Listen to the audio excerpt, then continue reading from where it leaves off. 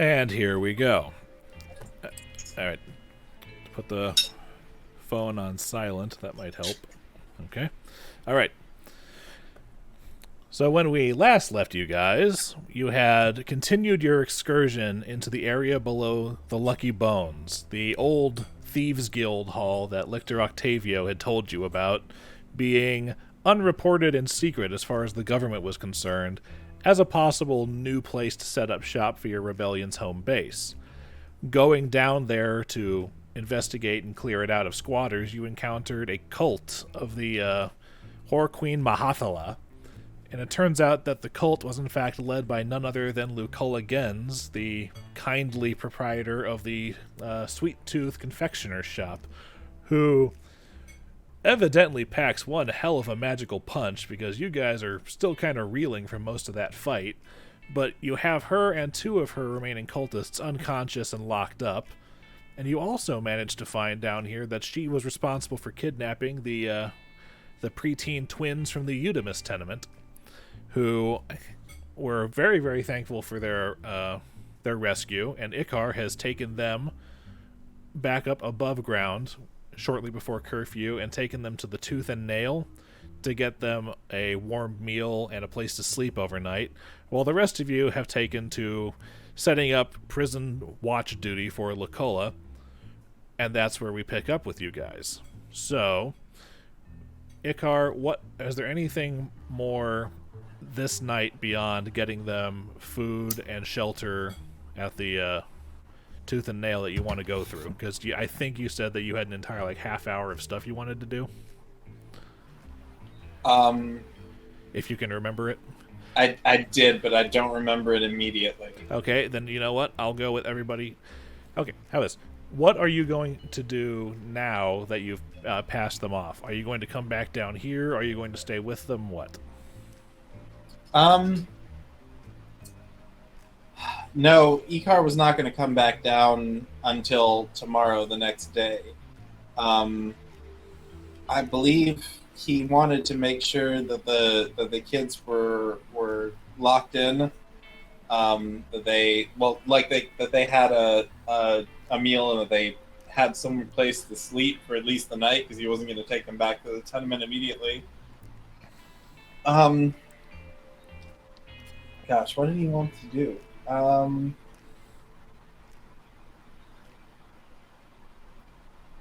I do not remember. Well, considering the fact that he probably got hit pretty hard by evil magic, it's understandable that he's a little out of it at the moment. Yeah. I'm sorry. You're probably just gonna have to come back to me. All right. Hey, I was thinking we could have the Hawk watch her, and the three of us could get some rest, and you don't have to be in the cell with her. Because the Hawk would be small enough to get out of the cell himself, and I can communicate with him telepathically. No, it's not a cell door. It's like a full, closed, solid, opaque door. It's not bars. Oh, okay. Well, I mean, that still stands. We could have the Hawk look after her, and we could get some sleep. I'd rather be here to beat the ever-living shit out of her if she wakes up and tries anything. Okay. Okay.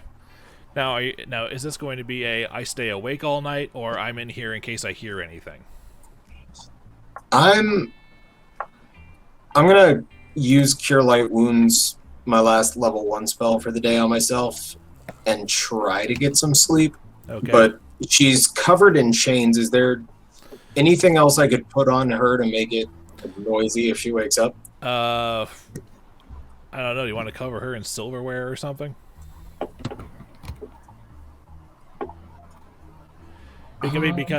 Because she's gagged, her hands are tied, she's manacled to the chain, to the hook in the middle of the floor, and you've put a net over her. I think I've got it. Tib'resh, can you hold this in place for me? And I'm gonna walk over and I'm gonna kind of roll her on her side so her hands are stretched like this with the chain, and just hold them tight. And can you just hold the net tight so it doesn't cut the net, but it just goes through it? And I'm going to pull out my halberd and make it pretty obvious.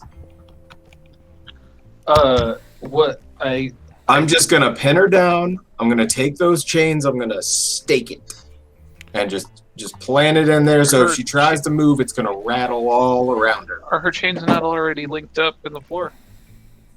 Or tied up to something? Yeah. There's like I said, that intersection of the like right here of these 4 squares. There's like an iron spike driven down into it that the chain is anchored to. So because the twins were anchored to it and they had 5 feet. There is a second chain in here that's not being used. So, ooh. Well, we got her where we want her. I think we don't.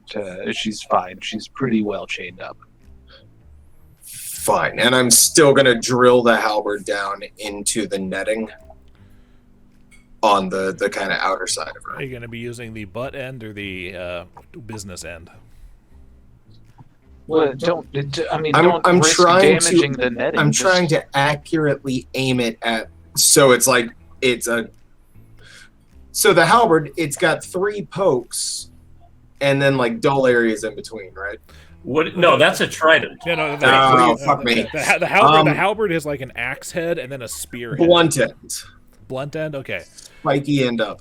Yes, the blunt end does have basically like a skull crusher type spike on it for like rooting in the ground. I can see what you were talking about with the trident though, because that would totally like fucking. That's my brain was just doing a dumb. I got you, baby. That's all right. But okay, so I'm gonna let you know that the weights on the end of the net are to help entangle them or whatnot. But when there's no resistance or no movement, you can still drag the net around. So it's not like that the weights anchor it to that particular spot of the floor. It's basically like moving a weighted blanket around, except this one's got a lot of holes in it. But she's also all fucking tied up and shit, so maneuvering with a net would be frustrating. Correct. I don't think she's going anywhere. No, Yeah, I was just trying to go trap it. I'm going to sit in the corner and think really hard about how I could booby trap the room until I fall asleep sitting up. Okay. That being said, what about the other 2 cultists? Yeah, I was gonna say we need to either, Kill them. do something about these guys. I'll watch We this don't need one. the extra baggage. You want to check on the girls we left in the closet? Yeah, and also, what did you roll for your cure light wounds? I'm trying to pull my character sheet up. What is that? A D6? What's 1d8 plus 5? 8. All right, you heal 8 points. That's not bad. Gotta love having a pocket heal. 7. I'm not sure what to do with the cultists since it sounds like everybody walked away from Luculla. I might just take first watch by default. Sugtok's taking first watch. He's just watching from inside the room. Oh yeah, no, I'm sitting in the corner of this room, and I was thinking about how to booby trap it, like holding the halberd until I fall asleep, like cuddling the halberd in the corner of the room.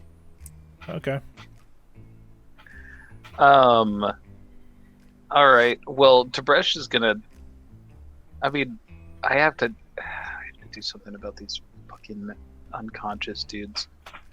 I will remind you, you got. Yeah. Hold on, roll 20 just. Did roll 20 just fart? Yeah, roll 20 just farted for me too. Okay. Yeah. So, yeah, I will remind you guys that despite the fact that these doors are open, you can in fact close them. Has Icar returned? Icar has not returned. He's coming back the next day. As a matter of fact, once we finish up with as far as what watch looks like and sleeping/watch arrangements look like, I'm going to go on over to Icar and see if he's stumbled upon what he wanted to do. Okay. Well, since those guys went to sleep and nobody actually decided to keep watch, Tib'resh is going to keep watch. Okay. I was like, by default, I do not get to sleep tonight, you guys. This is going to be a problem, so I'm expecting some help tomorrow. it just means that you're going to be. Yeah, what? You don't get your wait. You can't you meditate? No, I didn't choose that skill. No, it just means that you're not going to get the natural healing of bed rest of 6 hit points overnight, or the 1 point of dex damage that this would do. Because you're down 4 points on Dex because of the bee, right? Yeah, you got poisoned pretty pretty noticeably. Go get some sleep, bud. I'm I would definitely watching go to sleep. Lucella. I'm in the room, like, on guard duty. I'm sleeping, but I'm here.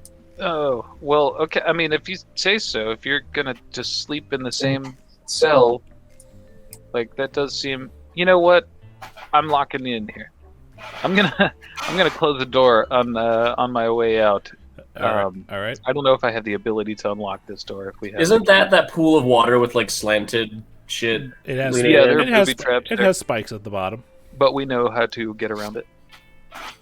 Yeah, as a matter of fact, the currently I believe this torch and this torch are presently engaged in the off position, disarming the trap.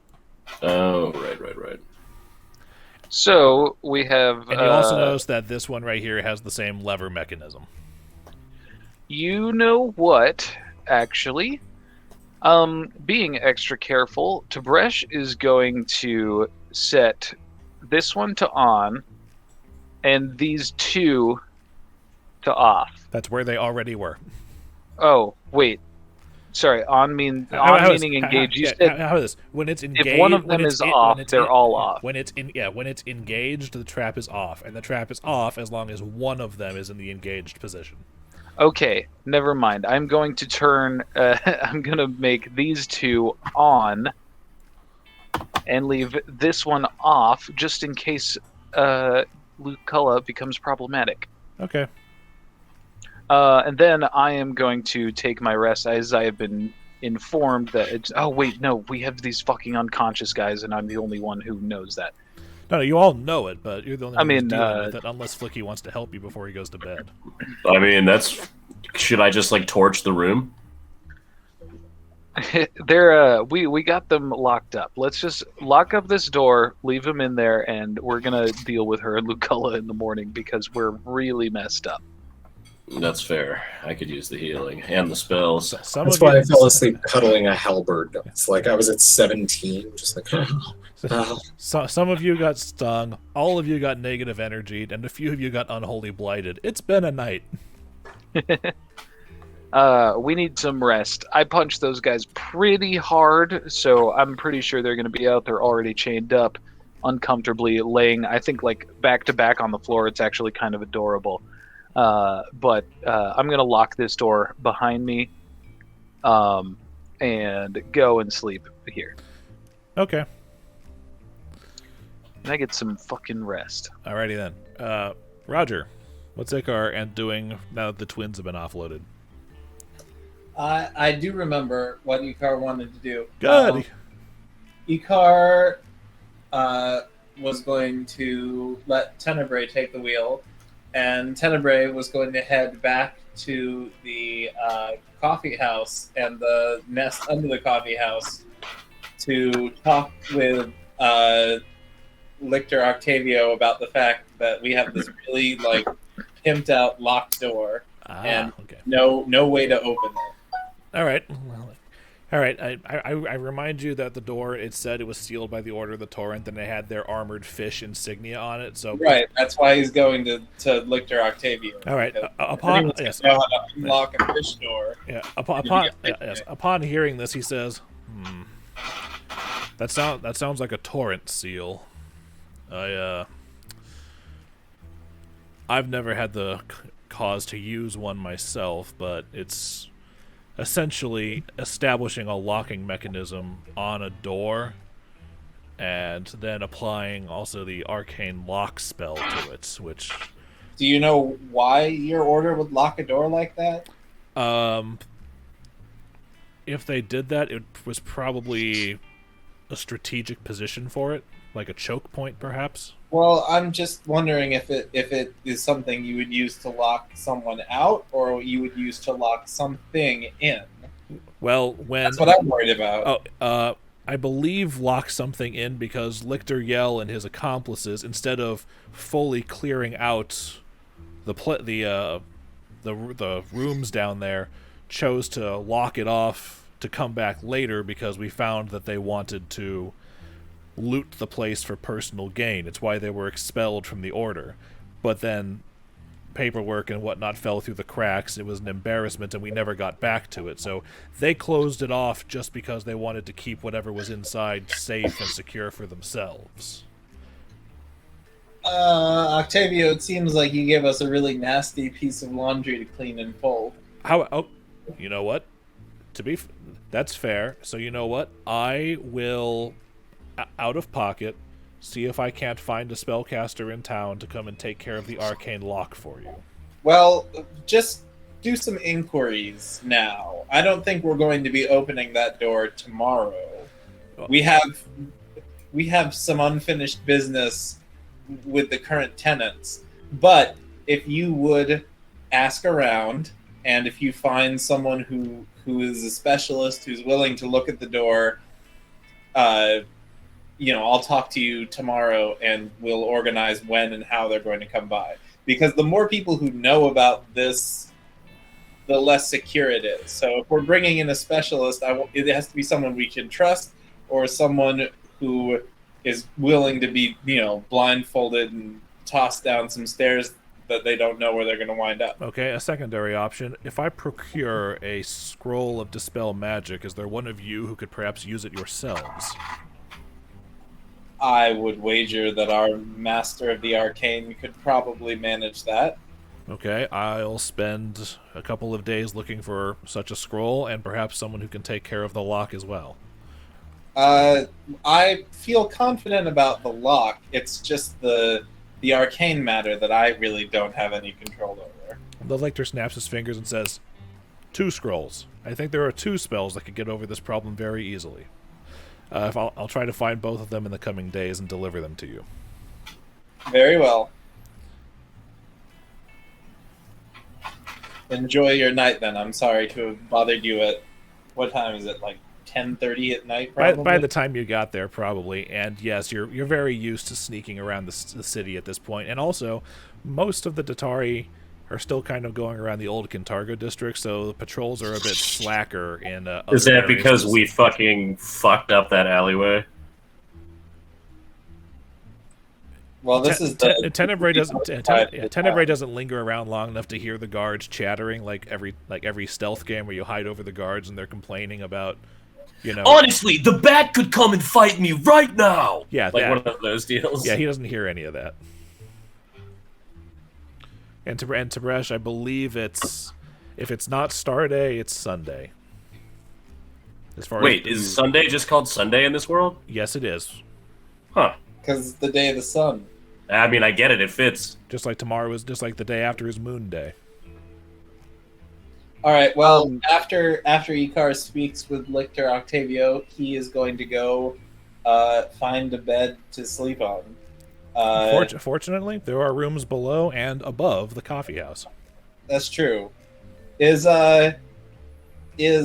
Rexus still sleeping above the coffee house? Rexus is pretty much made the coffee. One of the guest room. One of the beds is basically kind of. Back in the day when dorm rooms were 2 people sharing one room, and you could very easily tell whose stuff was whose based by what was around the beds. Right. Yeah, Rexus has claimed one of the beds above in the guest room as pretty much his area. There's papers and a couple of end tables, and you also notice a curious numbers of portraits of Barzillai Thrune that have been skewered with daggers and burned with acid. All of recent purchase. Dang, I wonder, he's really stimulating the economy, getting those artists commissions to paint pictures of Thrune in more and more likeness of the man himself. Hey man, if Rexus is up to it, then Icar will just hang out in the other bed there tonight, and they can have a noble slumber sleep party. They do, and Rexus is kind of having he's still very dour and brooding about the whole situation ever since you guys, got back from the Phantasmagorium and found out what happened to his folks. Then Icar will let him win at a couple hands of cards. Like, they'll play, but Icar will definitely let him win. Okay. So, and you do that until your eyelids have trouble staying open, and then sleep finds you. So, Icar, go ahead and give yourself your 6 points of healing. Just use the token here on the map for that. In the meantime, Sugtok, you're on watch and sleeping in the room. Yeah. All right, then I'm going to need you to roll a perception check at a -20 penalty. What in the fuck? -20? That's called I'm asleep. What's her penalty? Because she's You said chained you'd in fall under asleep, shit. dude. You could have stayed up. So can I just roll what, a D8? Oh, no, Because it's D20 plus 8, so it's roll no, because you D20 could still plus put that a negative, perhaps. 8 minus 20. Yeah, that's what I thought. I'm just cuddling this halberd like. Yeah, you are. Everybody gets Alberta, you're okay. gorgeous. Everybody gets their 6 points of healing, and Tib'resh gets to knock off a point of his dexterity damage, as you all get a good night's sleep. I don't like the way that sounds. Sugtok is the one who wakes up first, because he hears a loud noise that sounds like something exploding nearby. Where nearby? I don't know, 10, 15 feet from you. I wake up and look to where Luculla is supposed to be. Okay. You see, her hands are free, and Oh, God. and littering the area around appears to be small little severed bits of rope and whatnot. She is ungagged, and she has also apparently torn her shirt off. And yes, and you see the remains of the manacles that she had been bound with scattered around the floor around her. What the fuck? And then however, the noise from that wakes you up, and you see this. I now need just Sugtok and Luculla to roll initiative. Jesus fucking Christ. I keep telling people we should fucking kill people. Oh, this is the second time that... Oh, my God. This might be where Sugtok dies, boys. All right. And I figured, the noise of... Is there... Oh, no, because I'm -2 perception. I'm sleeping like a baby. Okay. No, okay, well, you got 5 for your initiative. She got 15. So she sees that, however, the very loud noise of whatever just happened has stirred you awake. What? And she turns and looks at you and whatnot, and then just kind of panics. And then she turns and puts her hand against the wall, and you see either branded, carved, or tattooed in her back is a holy symbol of Mahathallah, which begins to glow ever so faintly. And then she, her hands slowly sink into the stone, turns and looks at you and says, maybe next time. And it seems like she... Hey, I just froze for a few seconds. It's okay, you'll see it. Dude, she basically looks at you and then pulls the wall almost like it's made of clay and throws it in such a way that basically this section of wall right here peels out and divides the room like that.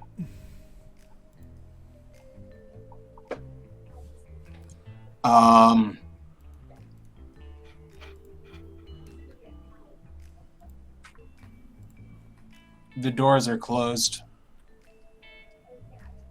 Which one? I can't... both of them. Because Tib'resh closed me in. I locked the doors behind him.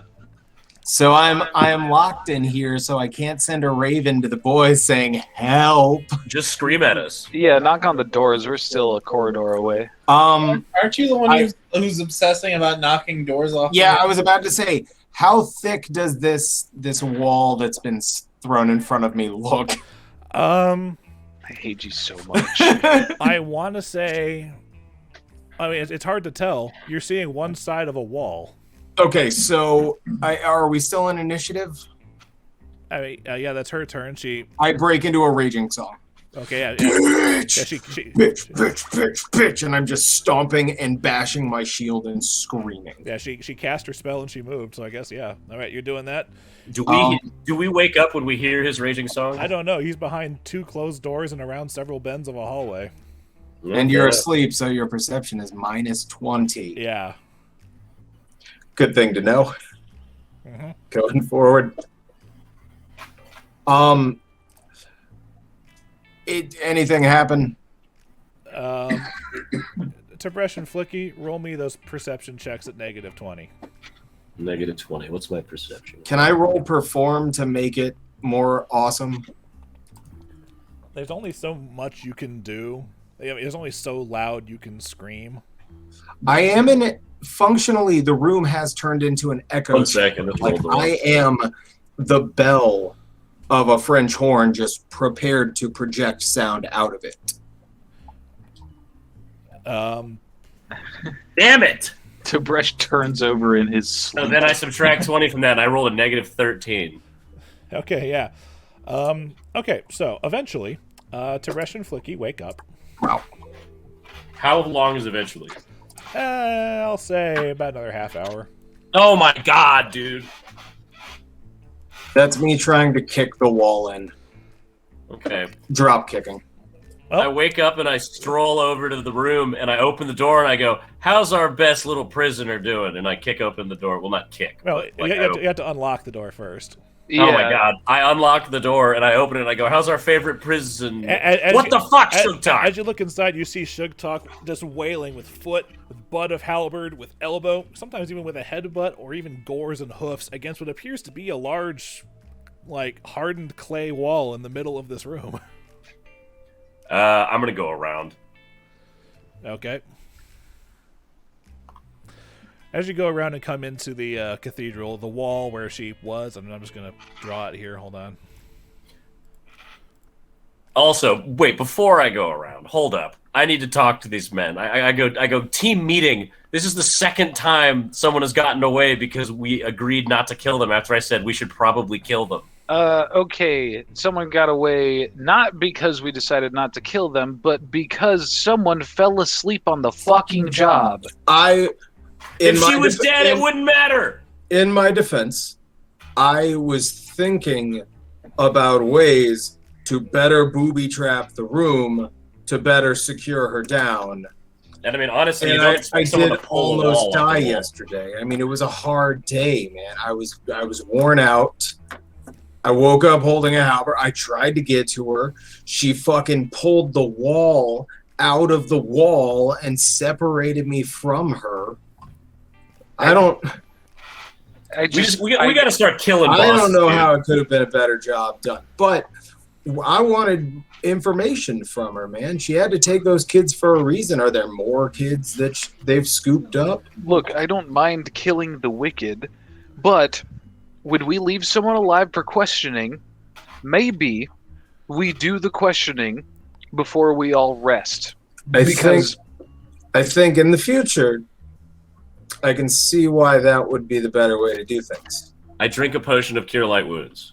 I What's that die roll for that? And for the potion, it'd be 1d8 plus 1. 28. Just to be sure, Luke, so if there was a +1 from Raging Song and a +1 from Shifting Form, would I have gotten through that wall with a 22? You would start to crack and make chips into it, but you would not make a suitable Sugtok-sized hole in the amount of time that you had before they showed up and let you out. Okay, so in the time, there's just like that wall is dented the fuck in, but that's it. It's cracked and chipped, and it's very, very Shawshank without the poster for a little while. Let's go with that. Okay, so I'm gonna poke my head into the room where she seems to have escaped to. Okay. Into the cathedral. The cathedral is empty, for all intents and purposes. Fuck! Okay, I go sprinting towards this door to see if it's open and if anyone is left. Hey, real quick, I hate to be that guy, but did we ever deactivate that trap? Oh, it was a one and done situation. You activated a glyph spell and then it fired off once. So yeah. No, I mean there's a room trap. We have the ability to reactivate. Oh, that trap. Yes, Sugtok left it disarmed before he went to bed.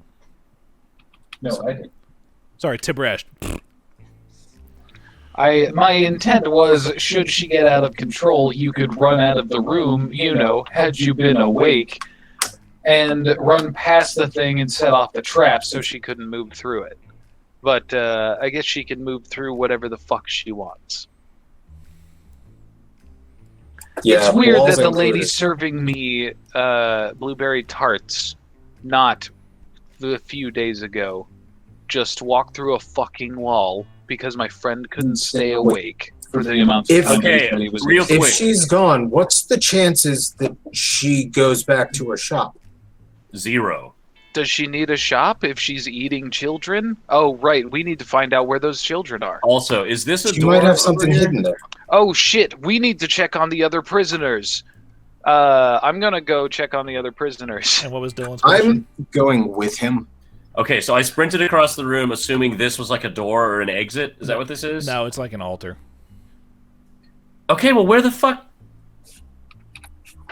Oh, she can turn invisible, but she only has to have like 7 health points because we beat her, and then she slept for one night. X-Men, like, She exploded through everything. What's her face? Kitty Pryde moved through fucking wall. Wait, no, is that Kitty Pryde? That's the Yeah, other no, one. yeah, Kitty Pryde is Shadowcat. She moves through things.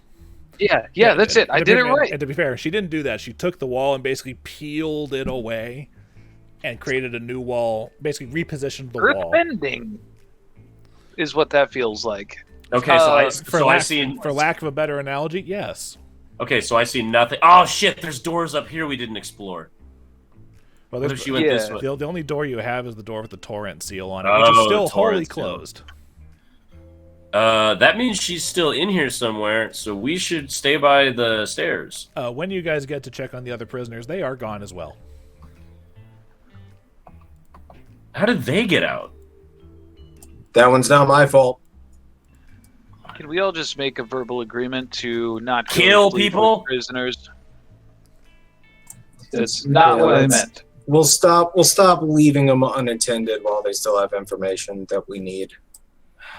Yeah, I think going to sleep right after getting in a big fight was probably a bad idea. It was a hard day. I literally just couldn't stay up anymore. Look, I'm awake. My key is fully recharged, but my muscles are fucking sore, and I really. And there's still a slight burning sensation in your bloodstream. Yeah, that was my dexterity penalty that I was accounting for. Everything aches when I stretch. It aches more. It's fucking terrible. Hey, we should talk about the exploding invisible cultist that just escaped. Let's focus on the big picture. If you want to investigate, her half of the prison room, go ahead. Yeah, let's get through that wall and see if we notice anything on the other side. Well, to be fair, the wall was peeled away. We don't have to. There was a giant let's ass just go hole. around. Yeah, there was a hole on the side leading into the cathedral. She didn't All right, raise cool, the so wall up. She peeled the existing wall away and pushed it across, like it's. All right, so I went around and I'm ac- investigating. like an accident in the Sims editor. I leave Tim the Hawk on the stairs. All right. Okay, so Luke, does this leave any sort of walls are being ripped open and moved? Is it a perfectly clean move, or is this casting a lot of earthy dust around? I want to see if there are footprints. What it anywhere. looks like is actually similar to the all the statues in here, where the walls themselves are made out of hewn stone that has been worked and bricked and mortared and layered. Yet the wall that now bisects that room kind of looks like it was mutable, like clay, and then hardened. Well, there doesn't seem to be any residue to follow. Flickie recognizes, because Flickie actually checked and recognized the work on the statues as application of the stone shape spell. Ah, that bitch. She had stone shape. Explain to us exactly how stone shape works, Flickie. You ever seen that anime Full Metal Alchemist? All right, so it's kind Yeah. of like that. Pretty much, actually. Have you seen the play Full Metal Alchemist Brotherhood? Yeah, but also you've got the shredded remains of ropes, the vast majority of what appears to be a burlap shirt torn to shreds, and the shattered remnants of a pair of manacles. And those are masterwork too. Bummer. Masterwork, manacles, masterwork, net. Oh, the net is torn to shreds as well. The net's Yeah, and I didn't wake up no! to any of the noise before her or I woke up to the noise of her exploding it all away. How did Specifically, the noise it sounded like excessive metal fatigue causing metal to snap excessively loud. So we had her bound, gagged, Manacled. Yeah. manacled, Yep. tied up. Like Who is this fucking woman? that's why the shirt is gone, because you can. It's touch activated sigil. Hey, Luke, just a question for flavor's sake. Am I able to meditate instead of resting? And does that Only if- change my only- ability to perceive? Only if you take that monk ability, that like key metabolism thing. Only if I do the key With- metabolism. You get the benefit of 8 hours of sleep with 2 hours of rest, and then you can be awake the rest of it. But no, there's no like. It's not like trancing, or it's not like being a warforged where you rest in sentry mode or something like that. Okay. If you're asleep, you're asleep. If you're meditating, it's for fluff. Damn, I Hey, kind of wish I didn't take this. so I'm good at magic. Am I able to ascertain what she used to blow up all of our shit and escape? Roll me a spellcraft check. Spellcraft is plus 16, so let's see. /roll d20 plus 16. What the fuck? It's not that hard to identify. It appears the manacles were subjected to a shatter spell, Oh, son of a bitch! but the rest of them looks like they were. How- The rest of all of the rope and cloth stuff looks like they were cut by something sharp. But how? What did she have that was sharp? Claws. Ah! Damn it! I didn't even think about that. Luke, I'm Isn't- gonna look for. Sorry, just real quick. I'm gonna look for any clues specifically in this area, since we're not able to explore up here. But basically, the path up here, I would like to look at as closely as possible. Roll me a perception check. Just to try to make some explanation of where my head was at, I figured any spells you would have to say something and move your hands and do stuff to cast them. Yeah. I mean, technically you do, because you always have to like sing and scream and jump around and shit. But I mean, like, that's true. I guess I can't just like have my hands at my side and go magic missile. Exactly. Damn. With a 27, you see nothing beyond the remnants of your battle with both Elgadazum, the bearded devil, and Nicola herself at the end of your encounter yesterday. Well, guys, I mean, it doesn't look like she went through these doors, but with her abilities to move stuff like that, she could be fucking anywhere. No, dude. Remember, we were asleep for another half hour after she escaped. She probably unlocked the cultist and is long gone by now. Well, I mean, I don't know if we can declare this place safe until we know what's behind those doors. Well, then let's. We obviously can't do. We don't have any way to figure that shit out right now. So maybe Let we me should sniff try around at least, and I'm gonna pop into boar form. to Link with the like pig three or mask, four, looking for the mushroom. and go with set and try to. I'm gonna just kind of perimeter walk like this, and try to sniff around for any sign of her trail, bloodhounding this shit. There is a lingering scent of blueberry tart that seems to indicate that she left here, zigzagged her way down, and appeared to go to several of the doors over here in the sleeping area until she stopped at the door that you had locked the other two cultists behind. She went in and then appeared to go up and out the stairs. See? Damn it! Can I follow that trail? It gets lost once you get outside into the open air. Yeah, we live in a city, so that's gonna get mangled fast. Fucking Christ! I can't believe we fucked this up. All right, half-naked hag was wandering through the streets of the city. I mean, we can ask around. Yeah, the tits were terrible. If you were wondering. Yeah. What about the when aerial? I saw the shirt on the ground, I can't imagine what you've had to go through in the past few minutes. Don't but also try to imagine it. maybe you'll just have some nightmares about it when you sleep on the job again. I'm sorry, that was unnecessary. I'm upset. And yeah, you the other said- two you said you cultists were just good. walked out past no one. There definitely wasn't anyone in that general who area who's wouldn't- directly responsible The like fucking you. okay. The cultists would not have gotten out if she was hadn't dead. gotten out. If she was They dead. were locked behind that And- door and virtually useless. And she walked past me the same as she walked past you. That's Yeah, all I'm but- saying. was also asleep and given permission to sleep. You see, when someone says they will stay guard, it means they will be conscious enough to make sure that whatever they're guarding doesn't change wherever they're located. You see, I guarding, misunderstood. staying watch. Watch includes your eyeballs. I turn which to have to Tim stay the Hog and I go, open. "Ugh, these fucking guys, right?" I should have fallen asleep spooning the tangled mass. You should not have fallen asleep. I needed my rest. That's like to second the notion of Sugtok being Big Spoon as the guard. I figured out how I'm to not- guard now, guys. I've got an understanding of what needs to be done. I'm not gonna I lie. won't mess it up in the future. That would have messed up my bullet list of her plan. God, I can't It's believe fucked she had because I Shatter joked about and doing Stone that, Shade. and I wish I had. Well, okay. I spent an embarrassing amount of time scheduling how she would do this and what her contingencies were. How did she get out of the ropes? She got out of the ropes with her She had a- claws she- enough to move her hands. Yeah, She had a and shatter got the spell. gag out by just Okay, teasing okay. through it. She's got claws, so she could kind of saw She- back and forth slowly and carefully, working her way out of that. So How long are her claws?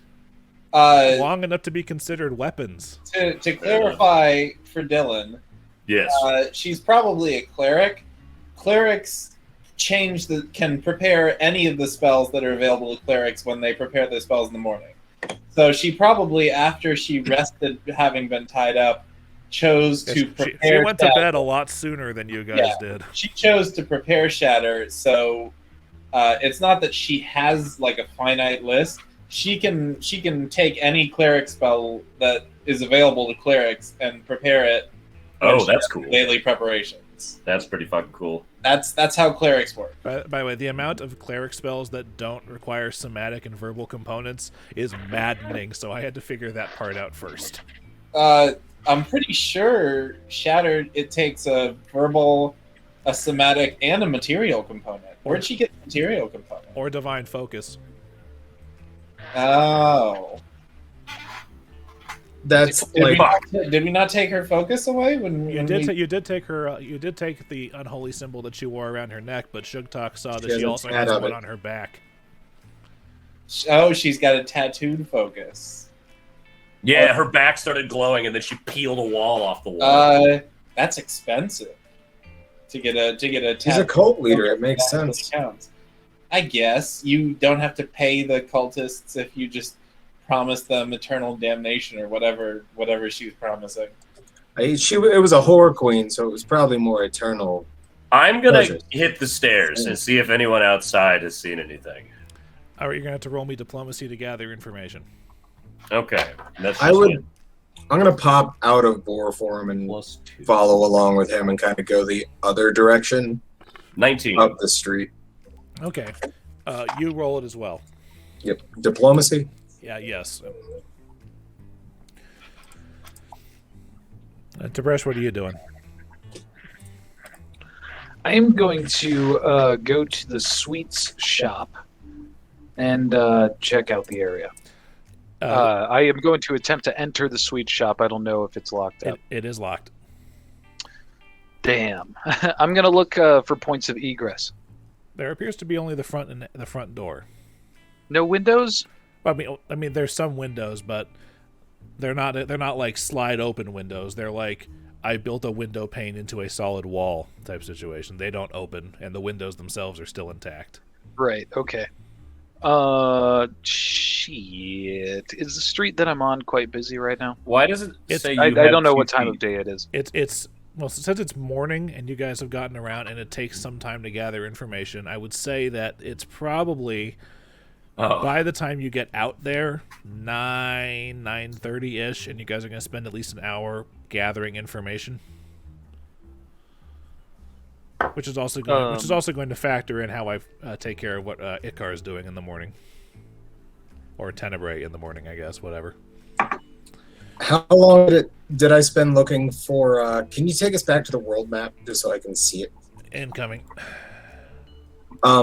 How long did we spend looking for?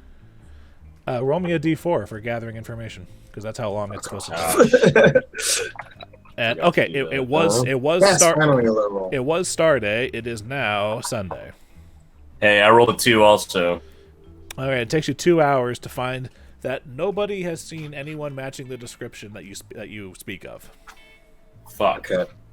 Do After we know- 2 hours, I'm gonna head back to the Sweet Tooth and Nail. I'm gonna try to go in the Tooth and Nail. The Tooth and Nail is open for business. Now, is it? I'll now, let Flickie say. I'm gonna cut you guys off of the Tooth and Nail there. Tib'resh, what are you doing? I was going to say, realizing that the door will not open and not wanting to engage anything in any criminal activities, unless his friends were around to find ways to justify it for him, Tib'resh is going to report to work. Is this month called D's Nuts? Oh no, Desnus. Okay, my bad. Sorry. Desna. It's named after Desna. D's Nuts. Tib'resh is going to go to work. Okay. Since I was getting ready to do Roger, but he has to take a quick bathroom break. What are you guys doing when you get to the Tooth and Nail? Because it is. I didn't say I was going to the Tooth and Nail. I'm sorry. Sugtok's going to the Tooth and Nail. What are you doing after you fail to get any information on Luculla? I go and see my horse. Okay, so you're heading to the north part of town. Mark off 5 silver for the bridge. Oof. Yeah, I forgot about that. But all right, I pick him up some treats and like feed on the way. All right. So, what are you doing at the? I wanna go in and ask. I can't remember the barkeep's name. The barkeep is Insom, but it's Or the owned by proprietor. it's owned by Citrona. Citrona. I want to try to find Citrona. She's Well, I'm gonna go up to Insom and say, Insom, have you seen Citrona around? Yeah, she's in the back getting ready for the day. Great. You mind if I speak with her? Citrona. No, here. It's a private matter. Oh. And I'm just gonna make my way past him towards the back. Okay, well, as you go in through the back, you almost bump into Citrona coming around the corner. Here, come with me. I'm sorry. I'm gonna pat him on the shoulder and gonna pull her aside. And for the record, since I'm not entirely sure what Roger's morning plans are, I'm not sure if he's already addressed the matter of the twins that are back there. So until I know what exactly he's doing, I am currently. We'll pause on me. I am entering a save state as far as the state of the twins. I may have to retcon what you see back here. What I wanted to ask, I just wanted to say, listen, I don't know how much you know about this situation, but do you know about your business neighbor? You mean Luculla? Yes. What do you mean? What do I know about her? I mean, occasionally she comes in here. She gave you some of the sweets that one time too. Yeah, delicious treats. Very delicious. She's very good at it. Cooked so well, it's like they sin. were cooked by the devil. It's like it's a sin to eat them. Almost, some of them, but makes sense because she was a hag. She what? A literal hag. She's not that old. Demon, like evil, witchy. What? Kind of flesh looks like if a bag was bundled up and then melting on her. For the record, are you just being excessively descriptive? Yeah. Okay. Because honestly, except for the multicolored eyes and claws, Luculla looks just like a human woman. But I just hate her a lot right now. Okay, so it's like, well, I admit I've never seen her undressed, but that bad, really? She is the leader of a cult for the Whore Queen. The who? I honestly don't know enough about it. One of the guys would need to describe it. Listen, do you have a key to her business? Had she ever, gone out of town and asked you to, check up on things when she was gone? Or no. Whenever she left town, she just closed up, and she didn't leave town that often. Does she have a back door or anywhere weak in the building you know of, sharing a wall? I don't think so. She's just got the back room, which is basically the kitchen area. I mean, technically there's the flue for the fireplace, but I wouldn't exactly call it an exit. And I'm not small enough to get through it. I would probably not. Well enough, thanks. And I'm going to go outside and just try to. I want to look for a weak point to break in. You join Tib'resh in his examination of the building before he has to head off to work. In the meantime, Roger, good timing. Yes. So Icar wakes up, after his night of relaxing with Rexes, goes downstairs, gets some coffee, and starts to head back towards the southern part of town. Before you leave the coffee house, something happens. Okay. As you're downstairs getting ready to leave, the unmistakable garb of the Asmodean clergy walks in the door. And a very serious-looking woman with angular features and hazel-colored eyes, nothing else you can see beyond the hood, walks up to you. Excuse me. Icar kind of looks around, like there's someone else she might be talking to. No, you, rich boy. Me? Yes. I haven't even had my breakfast yet. Don't worry. I'm not here for much. I just have a letter for you. A letter from the church? I'm not... But you could just deliver it to... She hands you an envelope that's sealed. There is no addressee on it, and there's no defining mark on the wax seal on the back. Okay. She's just holding it and scowling at you. Icar will go out and take the letter from her outstretched hand. Okay. Thank you. Read it. Now? Now. Icar will put his mug of coffee down and take out like a small letter opener and open the letter. What's inside the envelope? A series of pages with the note that I've just shared with you. It's a lengthy note, by the way. If you want to read it out loud, go ahead. Once you're finished, I'll make sure to share it with everyone else. Okay, let me just read this. This is a little bit long. Sorry. So while he's gotta love when evil-eyed cloaked people fucking roll up and give you shit. Yeah. While this is going on, Tib'resh, you get to work without any sort of a problem, and you're going to be there from the usual 1 until 5 today.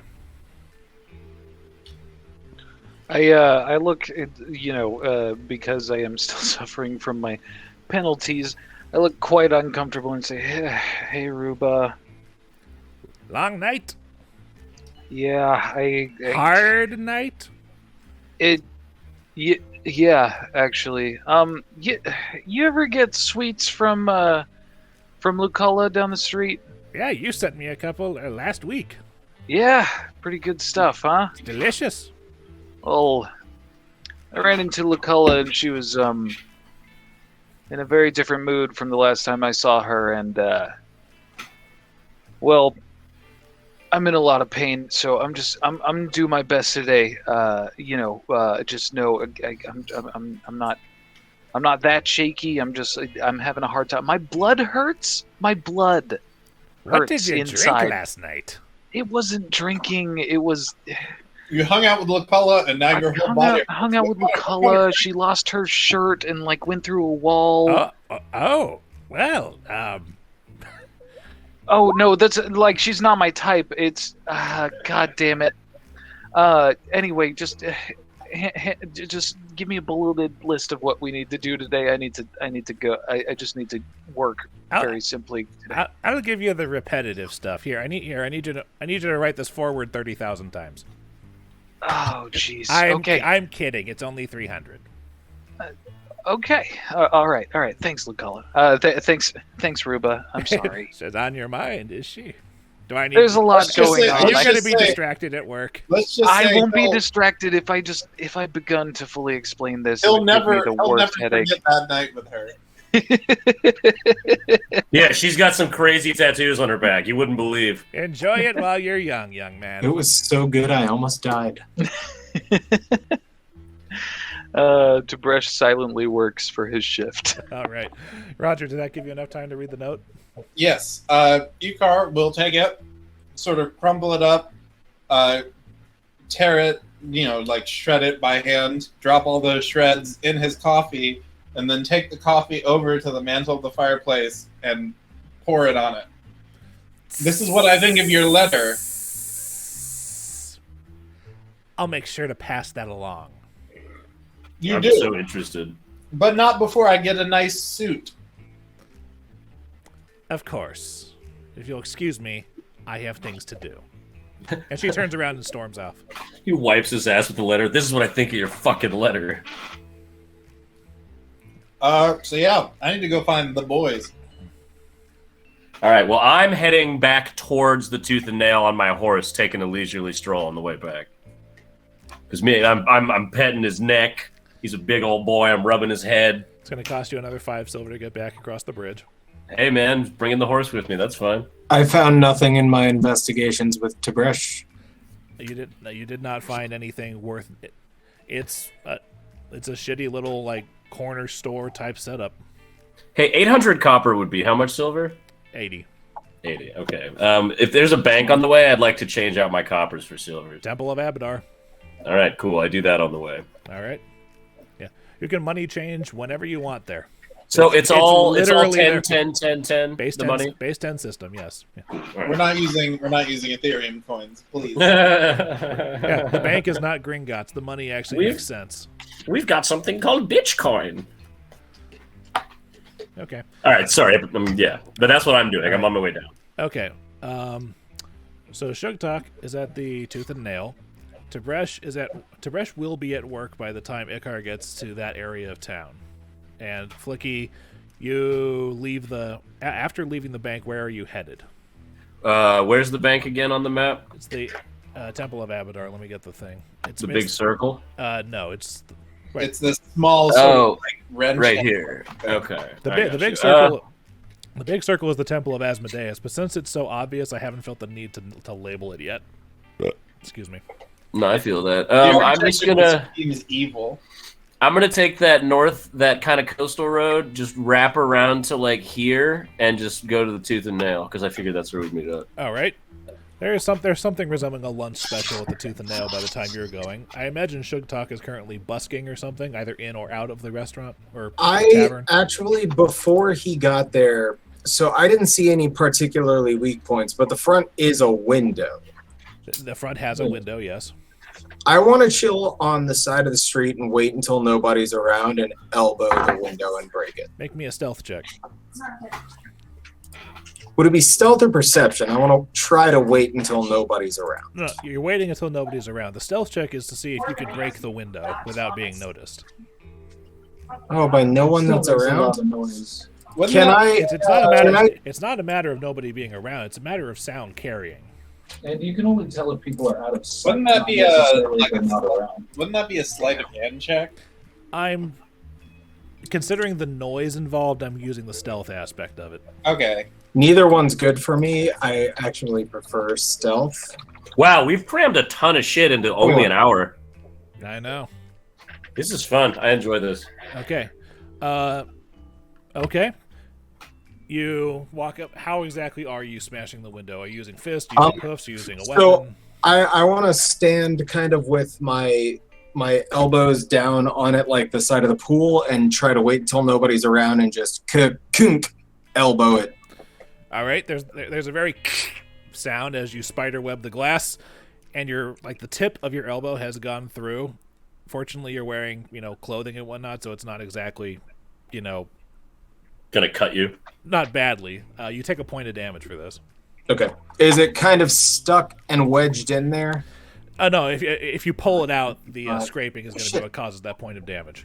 What's my health at? It went back to 44 when we went to the main map. You healed yourself to 33? Yeah, 33, and your max Oh, is 55. 55, so hold on. Oh So yeah, 32 or 55. I'm at 38 right now. There. So there's just a little hole in the window?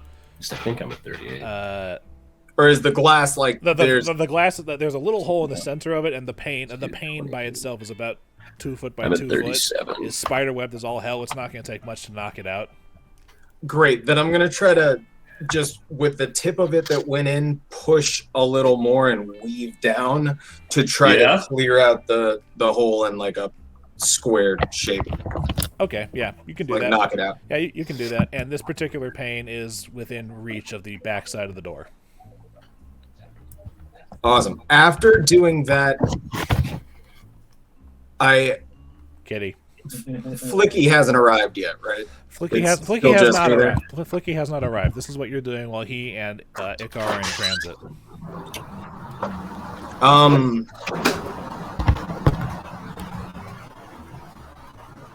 I have no idea where they are, and I have to send the bird to a location, right?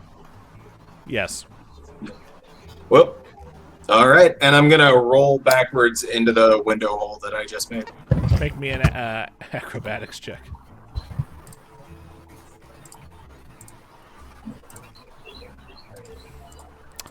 You attempt to roll backwards into the window. Yep.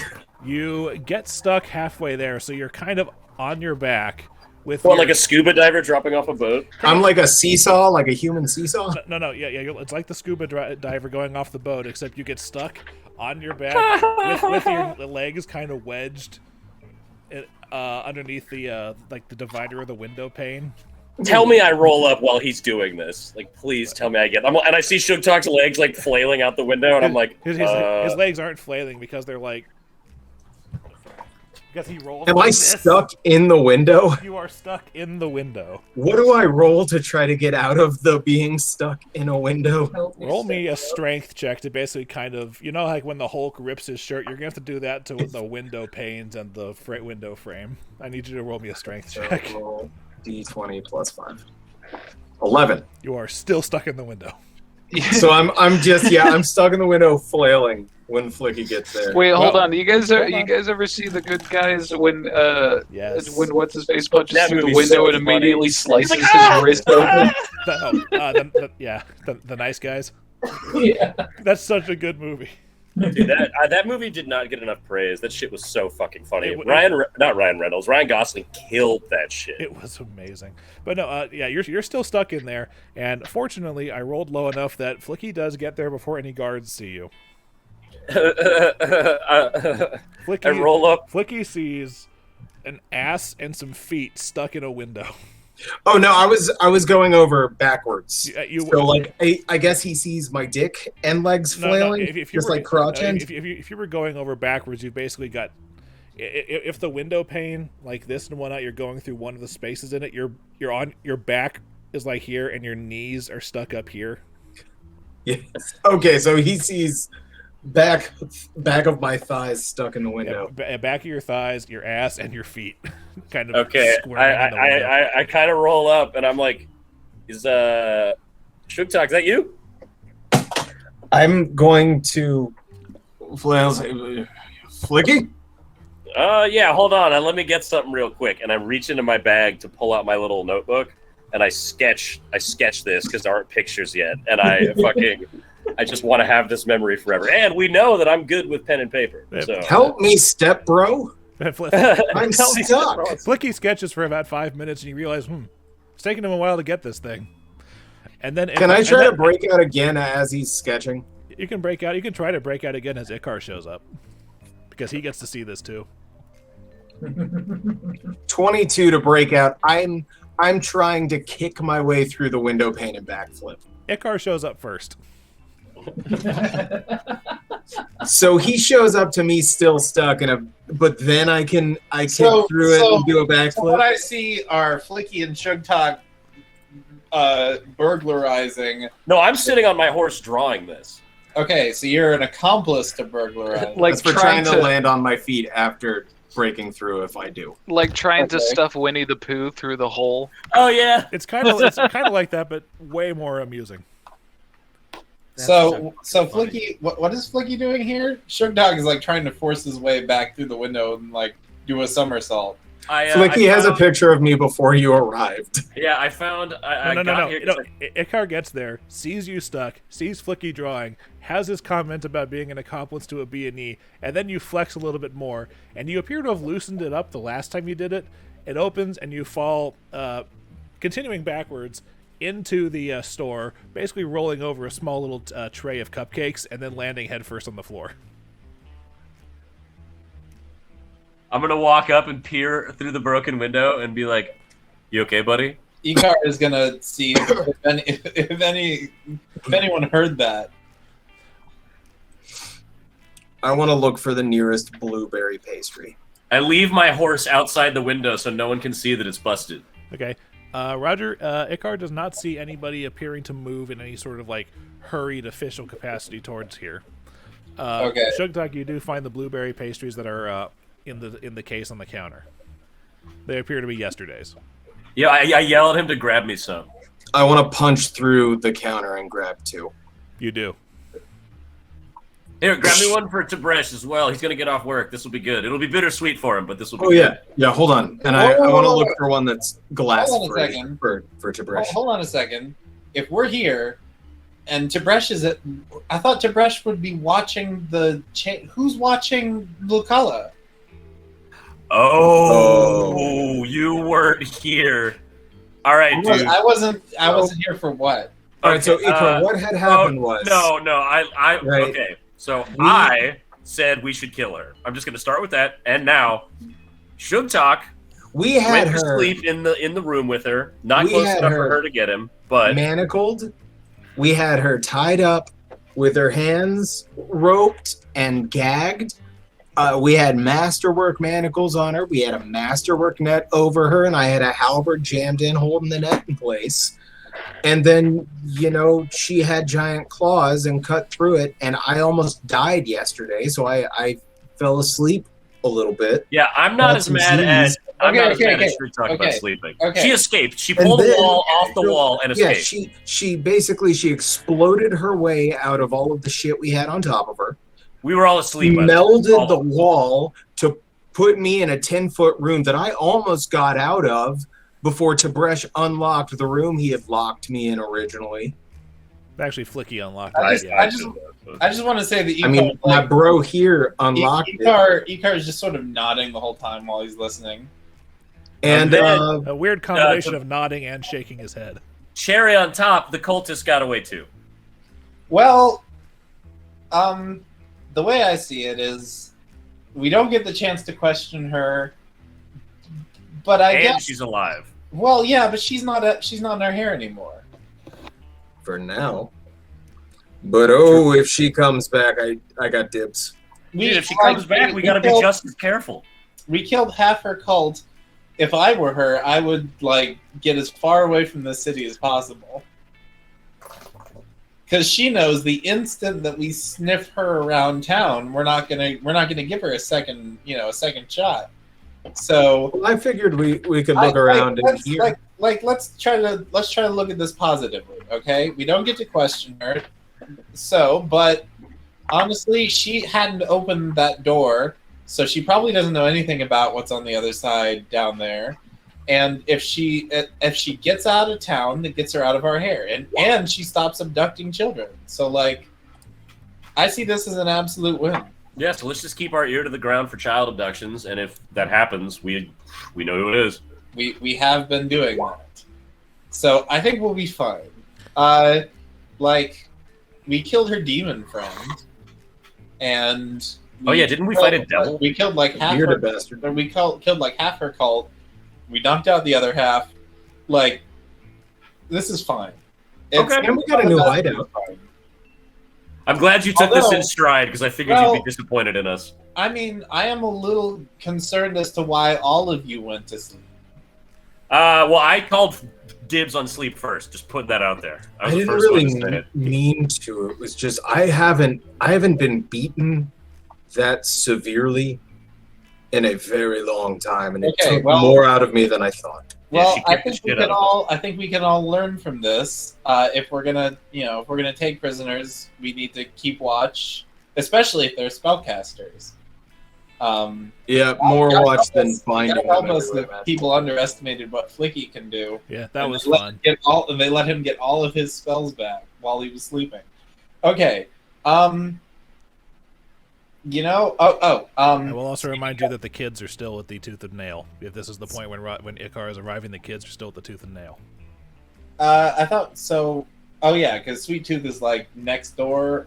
Yeah, it's like when you go into the strip mall and they've got the tiny little Papa John's next to the what used to be a Blockbuster. Right. Yikes, that hits too hard, bro. You guys help me clean this out. We're bringing every bit of food in here next Are door you sure and you offering want it to to the still patrons. eat her food now that you know that? It's still good. Listen, Food's we've still been good. eating this food for weeks. It's been delicious, and I'm not paying her for it. And no, you do not find a deed to the building in there because, sorry. Okay, well, I'm not going to help you ransack her store, but I do want to tell both of you. There is the possibility you guys could use the Sweet Tooth if you want to use the whole activate safe house function of your teams. Yeah, we could probably turn the Sweet Tooth into a front for our nefarious. We'll launder our money by selling it as cupcakes. No. So I talked to the Lictor Octavio about what we found down there so far, and we had a bit of a conversation, and I think he agrees that it was not quite as advertised. So he's willing to front the money to get some scrolls to help fix our locked door problem. Oh, and I can use most scrolls. So, and I figured you could use them. I didn't know for sure, but yeah, I figured you could use them, Flickie. So once Octavio sources those scrolls, which will probably take like 2 or 3 days, then I think we can continue exploring the new hideout possible location once we crack that door open. Okay. But while he's looking for those scrolls, we have another problem. What is it? I got visited by a member of the Asmodean clergy this morning. Wow, those are bad guys. Yes, but not this one, I think. She gave me a letter. You guys remember the Rose of Kintargo, right? Yeah. They gave me some flowers. Yes. No, I don't remember them. They sent us a rose and a letter saying that they would watch us. Oh, Like, yes. Like the Black Hand type deal. They want our help, and if we're willing to help or willing to negotiate, they want us to meet over at the Devil's Threads sometime this evening. Isn't that where you go to buy your clothes? It is where I go to buy my clothes. It's where a lot of you have bought your clothes, actually. Yeah, I was about to say. Okay, well, that's fine. So do you guys like? It could be a trap because a fucking Asmodean cleric came up and handed this to me, but it might also not be a trap. Do you remember what the note said? Can you tell us? I mean, do you want me to read it out to you verbatim? I will just. I will at this point. I will share the note with everybody. Yeah, you can just share the note with everybody. But like the highlights are that the city, the rumors of our deeds have spread throughout the city, and that they want our help finding a killer who has apparently killed one of the Rose's underlings. Yeah, I have shared the note with you guys. As the guy from Forged in Fire would say, it will kill. So, it's one of those we scratch their backs, maybe they'll scratch our backs kind of thing. Tim, if you have to pee, go pee. What? How did you know that? Did he type something about that? Yes. I whispered to him, it's an emergency. Oh, okay. I was like, what the fuck? Oh, those little tieflings. Nice. Good shit. Did you? So, okay. And I am. Okay, I just finished reading it. Icar supplies the note. Yeah. What he remembers of it. Icar supplies what he remembers of the note, and I will just share the goddamn note. Okay, so yeah, what are your highlights all the way? Yeah. So they need help finding a killer? Yeah, they need help finding a killer who's killed one of their number. And there being the Asmodean Church? No, I don't think so. I think that they are. I think that they were someone else. It seems the clergy person that had approached him was someone playing a part. It seems it's someone we can trust. Yeah. She was obviously like doing a bit.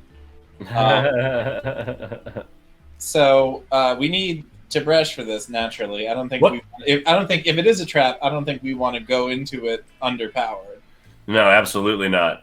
But what time is it right now? It's at this point. If he went to work, I'm going to say it's about 1:30.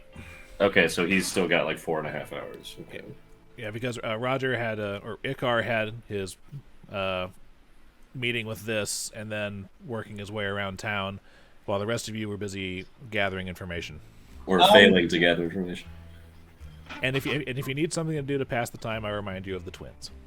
Yeah, I was about to say, Flickie, Sugtok, we need to figure out where we're going to take these twins, or at least where they'd like to go. Honestly, I went myself. They were vocal last night that after they sleep, they'd like to go home. Okay, yeah, but I've been to the tenement. It's kind of a shitty place to live. No insulting people who live here in this part of town. But, like, can't we do better for them? I mean, they did just go through a traumatic experience. We didn't cause it, and we got them out of it and saved them from death. But we can't turn their parents. We can't turn the long roads coffee house. No, I'm not saying they come with us. Like, that would just put them in more danger. But maybe, like, find a more upscale apartment. I mean, but then who's going to pay for it? Afford it? That's true. Well, one step at a time. Let's just take them home to their parents. And I'm when we get into the room, I want to offer the kids as many of the burlap sack full of pastries. Just don't tell them where you got the pastries. These are from a wonderful bakery nearby.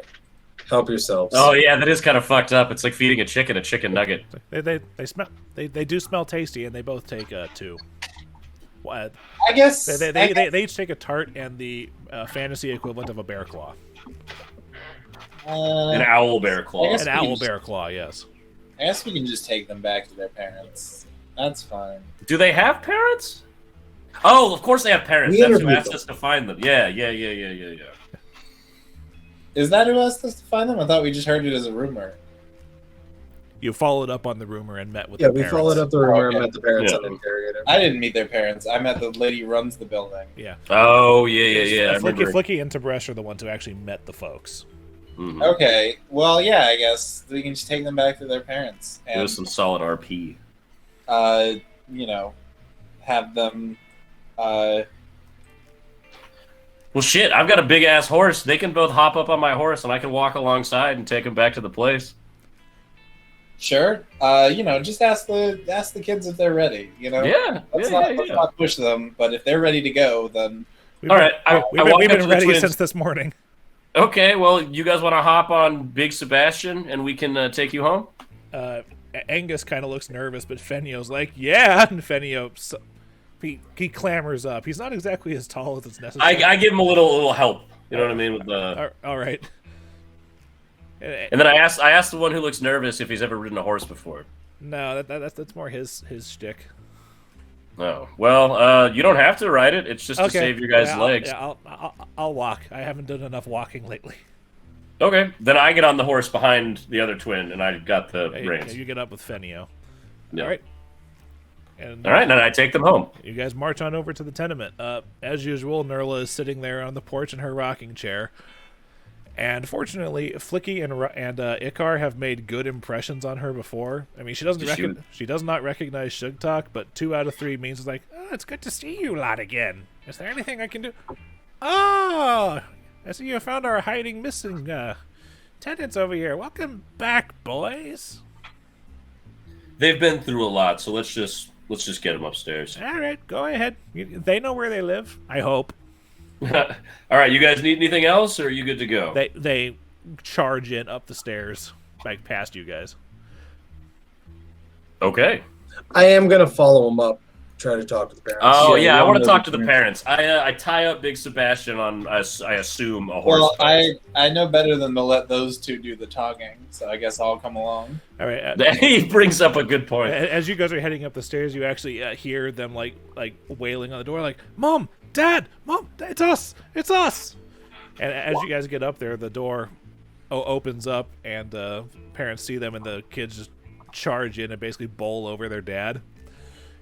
And you hear, "Children, Angus, Fenio," and it's like, "Mom, Dad, boys," and all that fun stuff. As you go in, there's laughter, there's crying, and there's falling over. There's just like, can't breathe.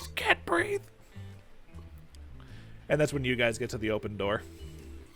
And we're standing there like at the end of like a Pokemon episode. Everything kind of turns to colored pencil drawing as like they're all like hugging and we're smiling in the doorway. Yeah, and the kids goes like, "Mom, Dad, these nice people, they saved us from. Oh, it's a long story, but they saved us from a devil."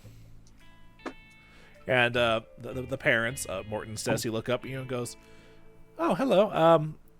We recognize you. Yeah, my big friend isn't with me here this time, but these are my other cohorts that help save your children as well." I don't know what we can.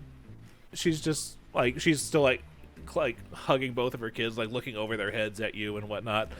And then Morton says, "I think I know what to do." And he kind of walks off to the side and comes back. He's holding a small little thing. Just opens it up and says, "Here, I can't. We don't have anything else. This is everything we have." And you look in and you see maybe a dozen or so gold pieces. Oh no, dude! No, keep your money. No, keep your money. Absolutely, no. Stop, Keep your money. Stop. Hold on, Flickie. Wait, and I'm gonna take the thing that he's offering us. It's basically a small little jewelry box, and like I said, inside there's maybe about a dozen gold pieces, twice that many silver, and about a handful of copper. Hold on. I'm gonna flick it open and I'm gonna turn around to the guy so my back is entirely to the guy that just handed it to me. Oh, I put a platinum piece in there. Yeah, Okay. and I'm gonna pull out my money. I'm gonna drop 2 platinum in, and I'm gonna look at Icar and kind of raise my eyebrows. Don't look at me. All right, that's fair. And I say thanks, but I think you'd be best if you held on to this, and I give it back to him. I'm gonna And me roll and up my Sugtok kinda sleeve. like- Yeah, I'm gonna roll up my sleeve as he's saying it and say, "Remember, there's still good people in the city," and show him the raven on my bicep. Okay, they take it back and they see the additions there, and his eyes just kind of go wide and says,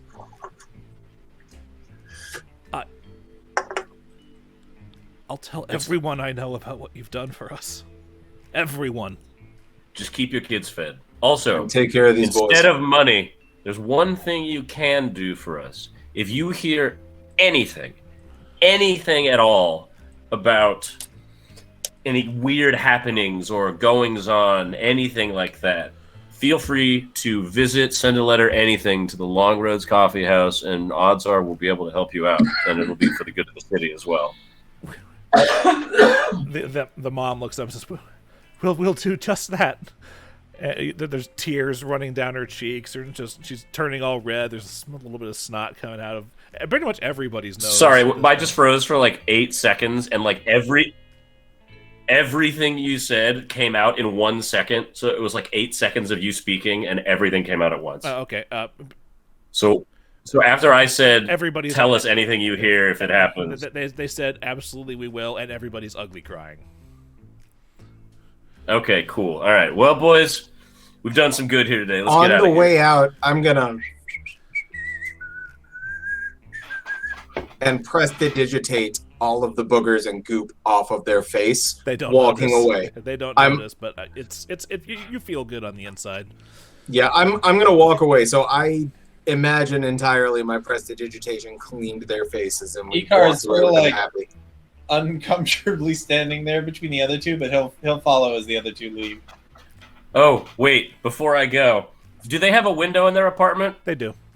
All right. I asked them all if they want to see something really cool before we leave.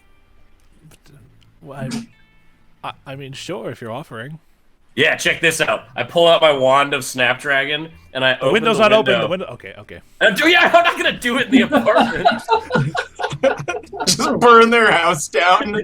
Have a nice one. Enjoy your kids. The 3 Smash platinums cut to to pay the- for the damages. Kids, Smash cut to the family sitting on the curb with like the fire blankets, and it's like no. But I open the window, and I'm like to commemorate the occasion, to celebrate it, and I fucking shoot off a fucking giant flaming dragon firework over the city.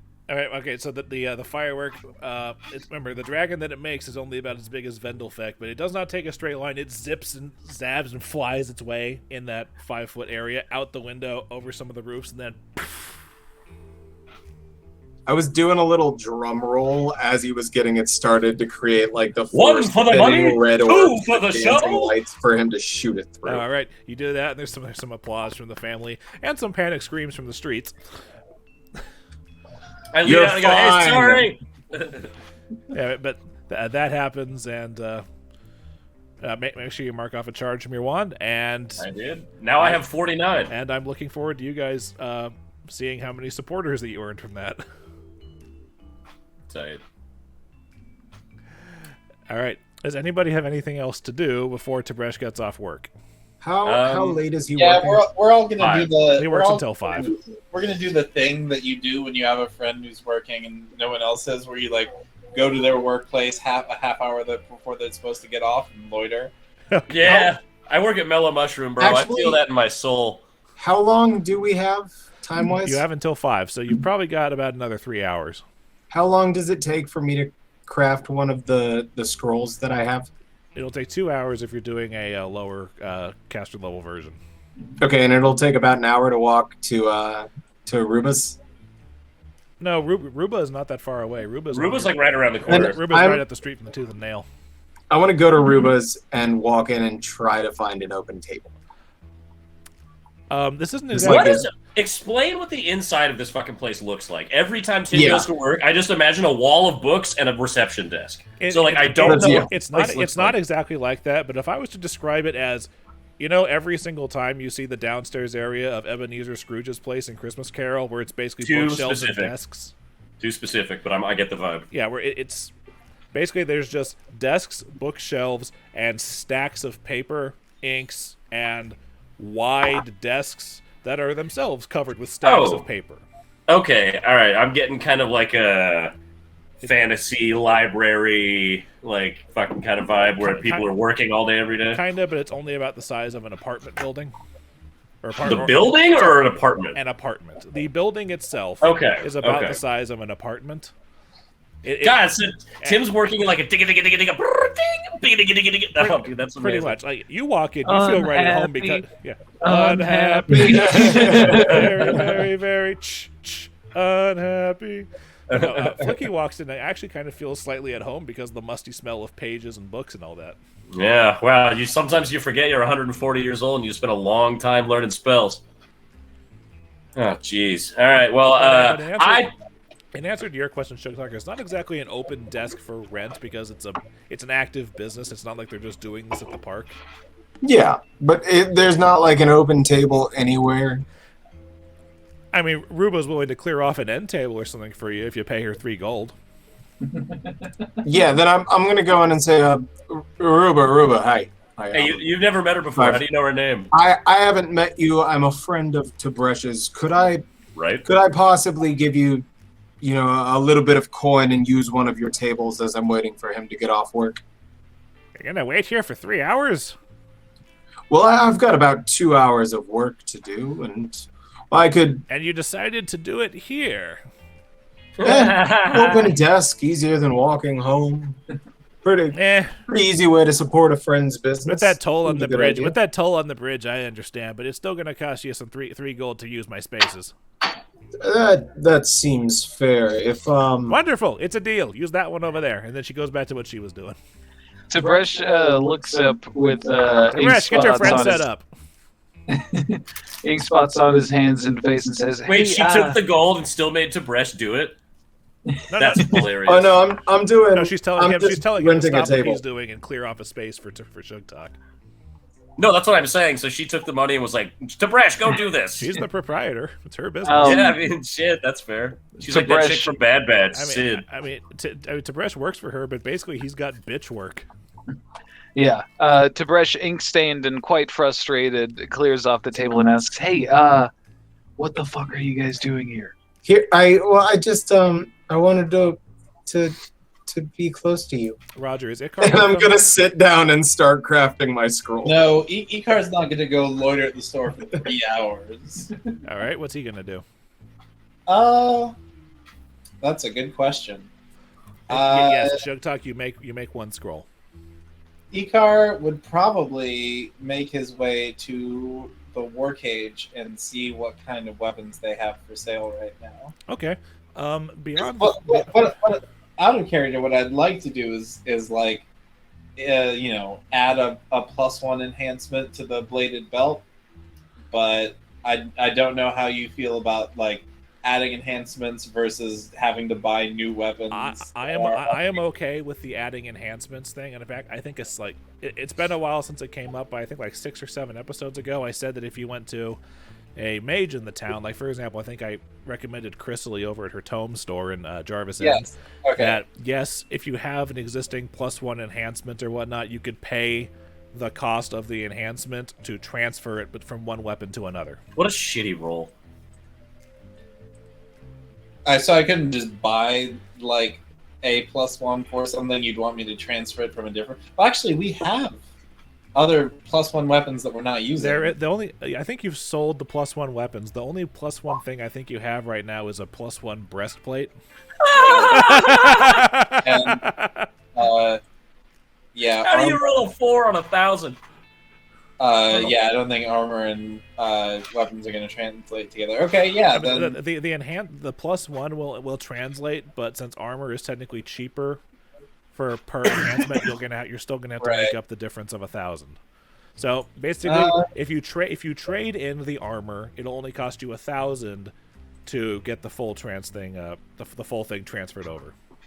Wait. 1,000 gold for a +1? Yeah. It's normally 2,000 for a +1 weapon. Yeah. This is on the cheap. Yeah. It's also a way. It's also me letting you sell the fucking emblazoned breastplate that nobody else is gonna take. Yeah, definitely. I don't think anyone's gonna wear that. Okay. Yeah, none of us wear armor. Then I'll do that. No, it's because it's emblazoned with the unholy symbol of Asmodeus. I'll do that. And that's sick. I'll spend 100 platinum, and that should make my bladed belt kukri a +1. Congratulations, your bladed belt is now magical. That's sick as fuck. In the hour I have left over, can I go over to Ulmer's and try to hawk off some of this extra gear I have? Momentarily, as soon as I answer Tim's question. Tim, you get paid, but pretty much your work week stuff gets paid out at the beginning of rebellion actions. Okay, awesome. That's the end of the week. I did want to say that 18 roll that I made earlier was that was the quality of my work for the day. I was trying to compare it to Sugtok's. That is my actual profession role. It's an apples and oranges comparison where they're both fruit but they're different. This is both writing, but yours is words, his is arcane power. That's fair. Okay. Hey, what kind of books does this place That's sell? for how pretty my arcane power looks. Because I haven't really gotten to talk about what I wanted to do in there. So what's they don't sell books. They're a notary, a scrivener. Basically, they are pre-printing press how books are mass produced. Oh, a huge part of my work is sending out wedding invitations too. And like I said, today is writing the same forward 300 times. Oh man. Well, shit. I'm gonna go get something to eat. Tib'resh just leaves work today. It was the best of times. It was the worst of times. It was the best of times. It was the worst of times. Before I leave, I slap Tib'resh on the back and I go, "How's your blood feeling?" Ow. Oh, God, that made it worse. He slapped where it stung you. I imagine it's like having a sunburn on the inside of your body. That's what I was thinking. Yeah, it's like a sunburn you can feel coursing through your veins. But yeah, so I'm gonna go find Milo. Sugtok's making a scroll, so I'm gonna go find Milo. He's over at Red Roof Market. I fucking go find Milo and get some kebabs.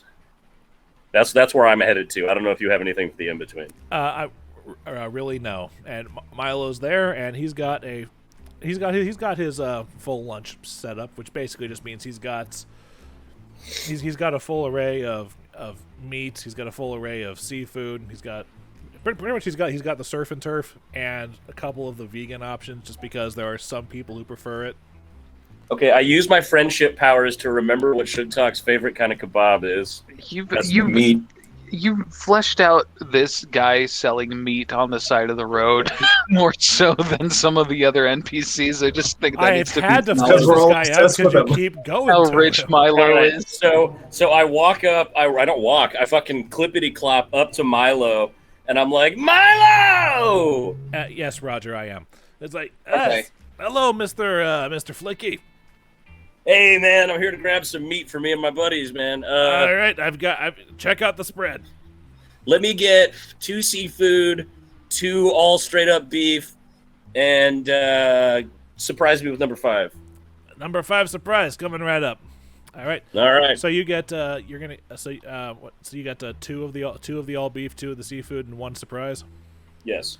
The surprise is the meat lovers, which is steak, chicken, seafood, That's my favorite. and tofu.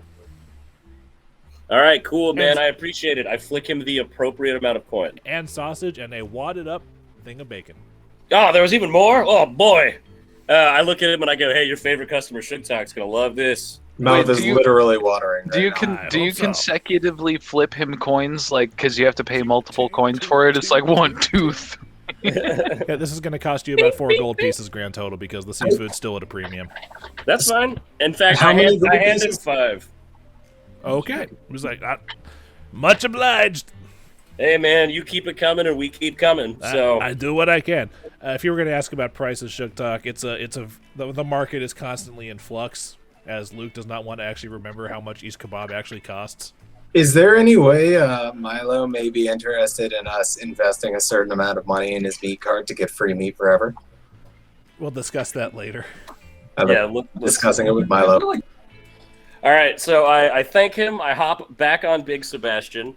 And also, I'm going to laugh at the fact that Garrett said I want free meat forever.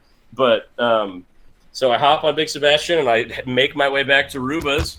And when I get there, I kind of like bang on the window, and Sugtok's like, "What the fuck?" And I hold up all the kebabs because I'm not going to bring those in there because I feel like Ruba would fucking flip, and Tib'resh would be like, "Dude, what the fuck?" Or worse, she might demand one. Yeah, exactly. If this is, can this be like right at the end of the 2 hours where I was making my scroll? Pretty much. Because he has to get literally all the way across town and back, riding a horse, managing kebabs. It's not then- a fast trot. As I see him at the window, I'm gonna kind of wrap up, tuck my scroll of blur into my scroll thing on my chest. I'm gonna walk over to Tib'resh and just massage his shoulders a little as he's working, and sing very quietly into his ears. You're beautiful. You're beautiful. It's true. And prestidigitate all of the ink and shit off of him, and say, "I'll see you in an hour," and Also, disappear. I hand you one of the beef sticks to give to Tib'resh before you like get out. Nice. And I'm gonna grab it and kind of tiptoe back over and say, "You want some lunch? Here." And I'm just gonna hold it sideways in front of his mouth and kind of move it into his mouth, like not giving him a chance to respond. Just like, eat the meat. Just eat it. Just eat it. You want it. You know you want it. In an effort to get Sugtok to leave as soon as possible, Tib'resh takes the entire meat stick. He takes the whole meat stick in his mouth. And As everybody who's not gainfully employed at this notary leaves the building, Ruba says over to Tib'resh, "If those are your friends, I understand why you found yourself such a charming young woman to spend the evening with instead." Ruba, honestly... It's okay. If you leave it at the door, it's not my concern. Leave it at the door. You can see his stripes, but you know he's clean. You know what? Demon I fucker, don't want to demon explain, fucker, my Tib'resh friends. said, Just demon know, fucker. this whole experience is. I'm gonna. I've wrapped up here's number 300. I gotta go. All right. I'll see you next time. See you next time. All right. Me and Sugtok are sitting at the table discussing the stick. I'm like, Sugtok, Oh, no. you get the meat lover if I get the bacon. That's sure, yeah, we can. And I'm gonna put the whole meat stick in my mouth, and Luffy style, same as Tib'resh just did, just like.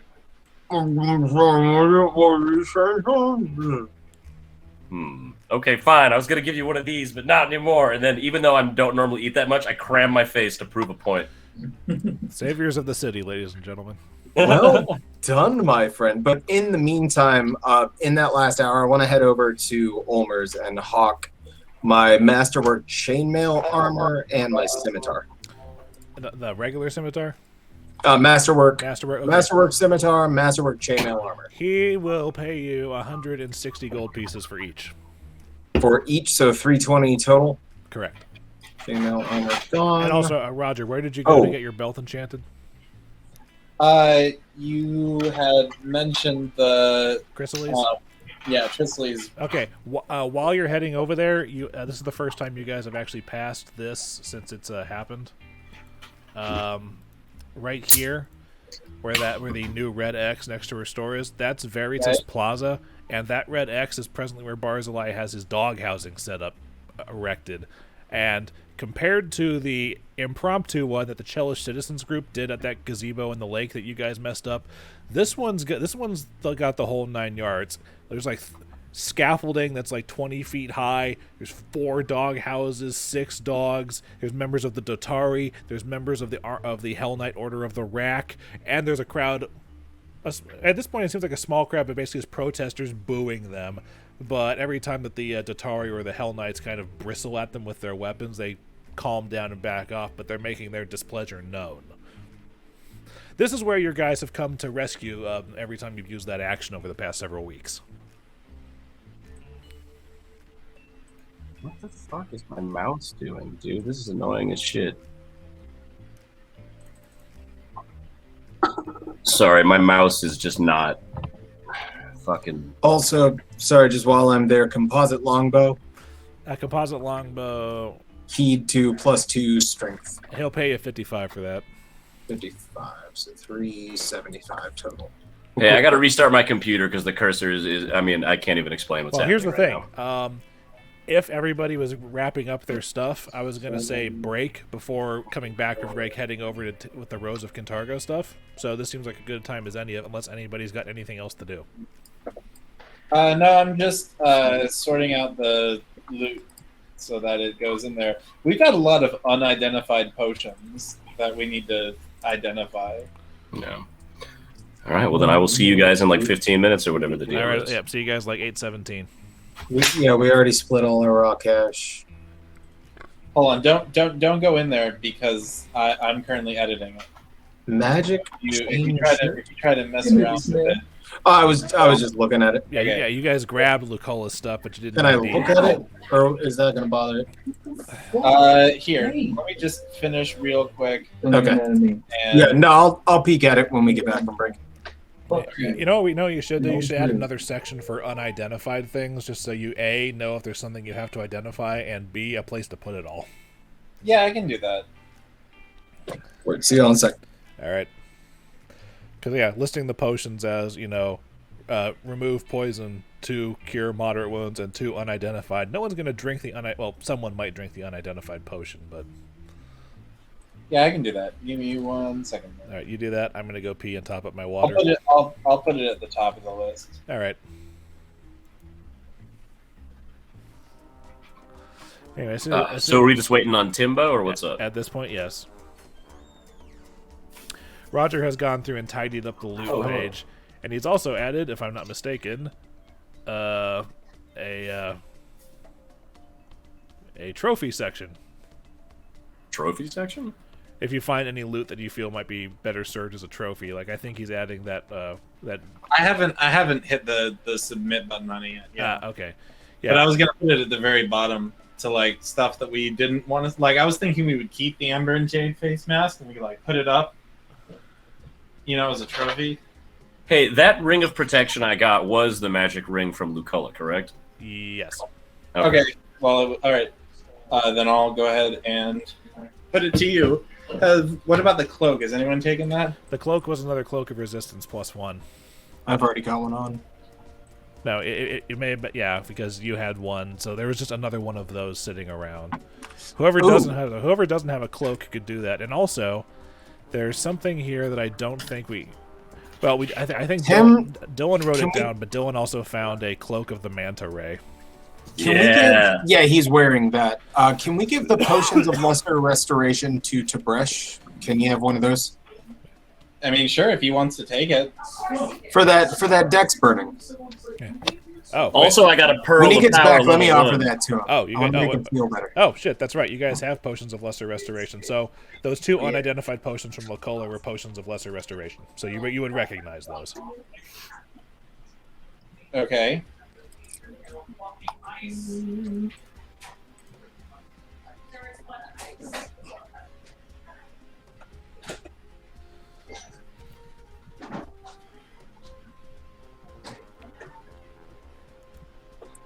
What are the letters next to the scrolls? They denote whether they're arcane or divine. Hey, Luke, what was the cost Okay, B is of another Pearl of Power you said? Like a base one, like a level 1 or A something? level 1 Pearl of Power has a base cost of 1,000 gold. Jesus, I need to get a second one. What does that do? It just gives you one extra So- spell? I can cast Magic Missile at level 1 and then just use my Pearl of Power for the day, and it'll just give me back that use of Magic Missile. Or any So other, how much- any other first level spell. Or any other first level spell. Oh shit! How much is a second level pearl? Ooh, it's the money is The exponential. scaling is hard. I Yeah. want to say it's like 3,000 or 4,000. Yuck. Because Luke said like a level 9 was like 81k or some shit. 81,000 for a level 9. I was just thinking how nice like a level and how does it work?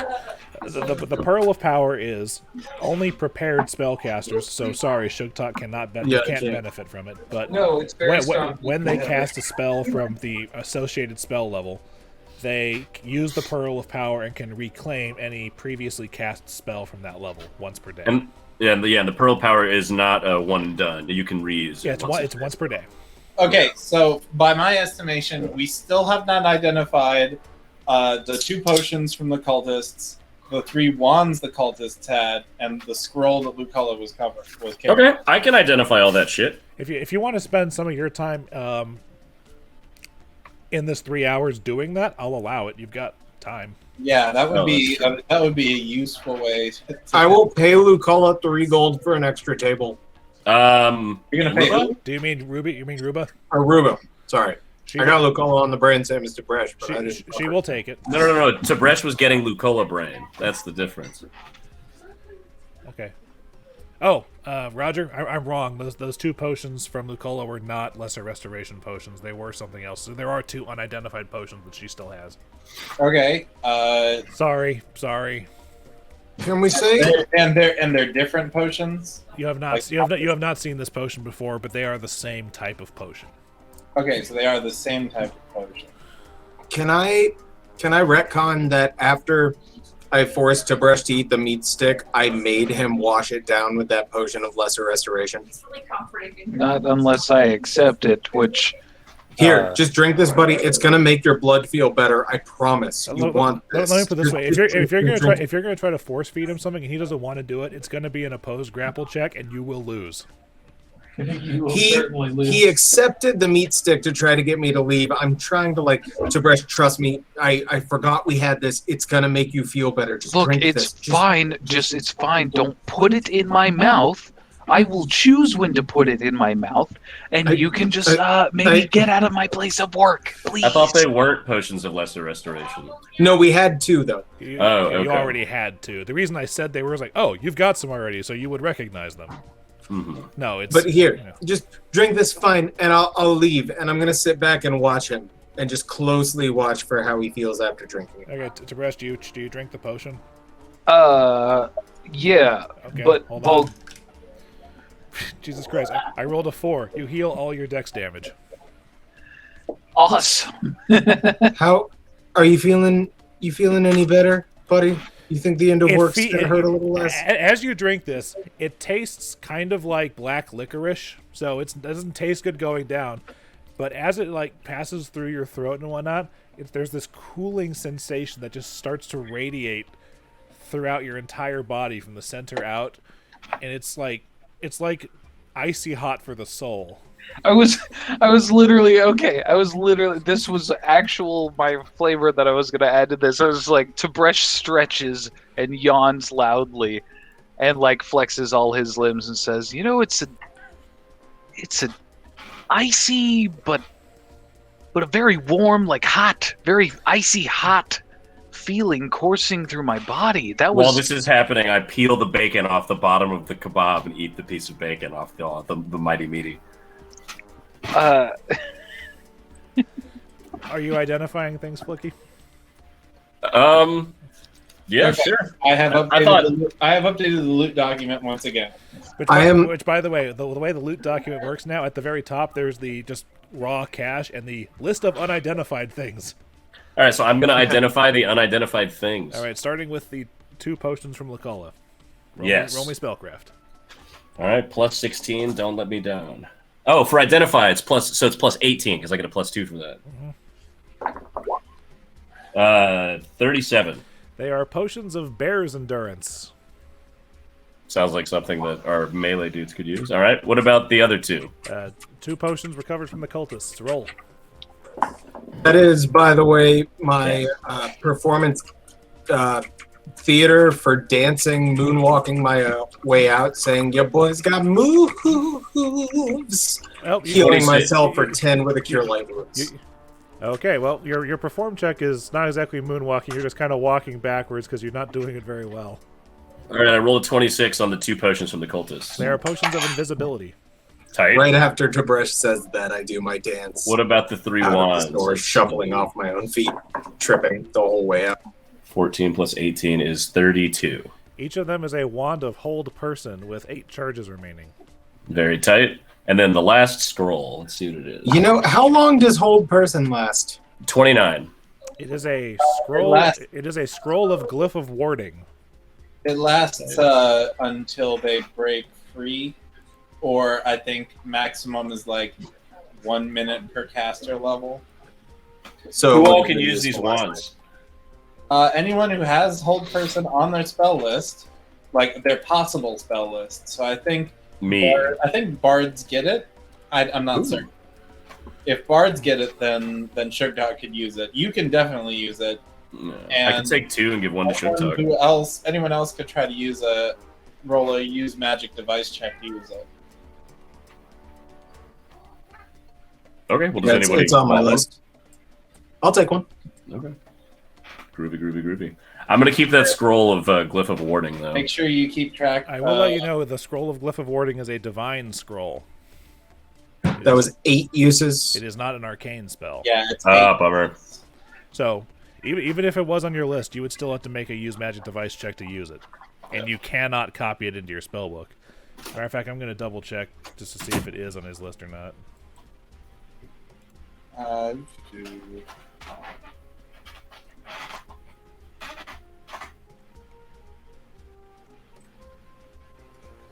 I'm a quick retcon that I didn't use one of my spells for the day. I used the wand of cure light wounds and kind of like rubbed it on myself sensually during my If that's the case, it's 1d8 plus 1, so you heal 4 less. Probably fine though, because like I don't think we're gonna go fight more people today. Yeah, I'm still at 38 of 55, so smoke them if you got What was the name of that spell on that scroll? Glyph of warding.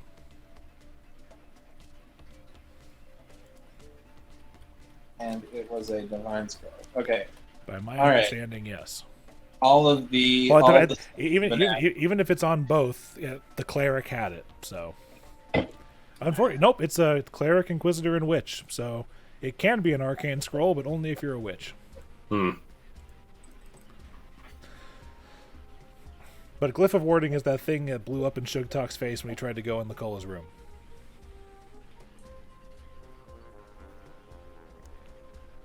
Well, shit. Okie dokie day. We should definitely give one of those potions of invisibility to Icar. Oh, I took both. Oh, alright. Yeah, and the potion of bear's endurance is going to be useful for some people. It increases your con by +4, right? Yeah, I'm trying to see what the duration on that is. I want to say it's 10 minutes. It's a minute per level.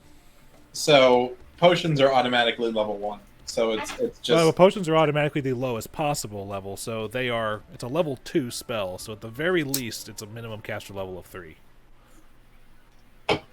so they last for 30 minutes. They last for 3 minutes.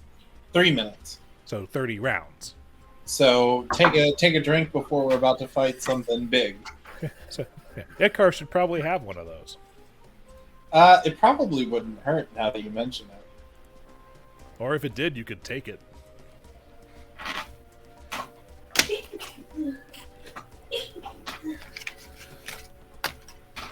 Okay. Is anyone going to call dibs on the Cloak of Resistance +1? I'm wearing that dope ass manta shit, so I know I'm you're good. wearing the Manta Ray cloak. Yeah, I've got a resistance. And Tib'resh, do you want it? +1 to your saves? Or do you want Wait, it? I'm pretty sure I already have resistance. Dr. Distabresh.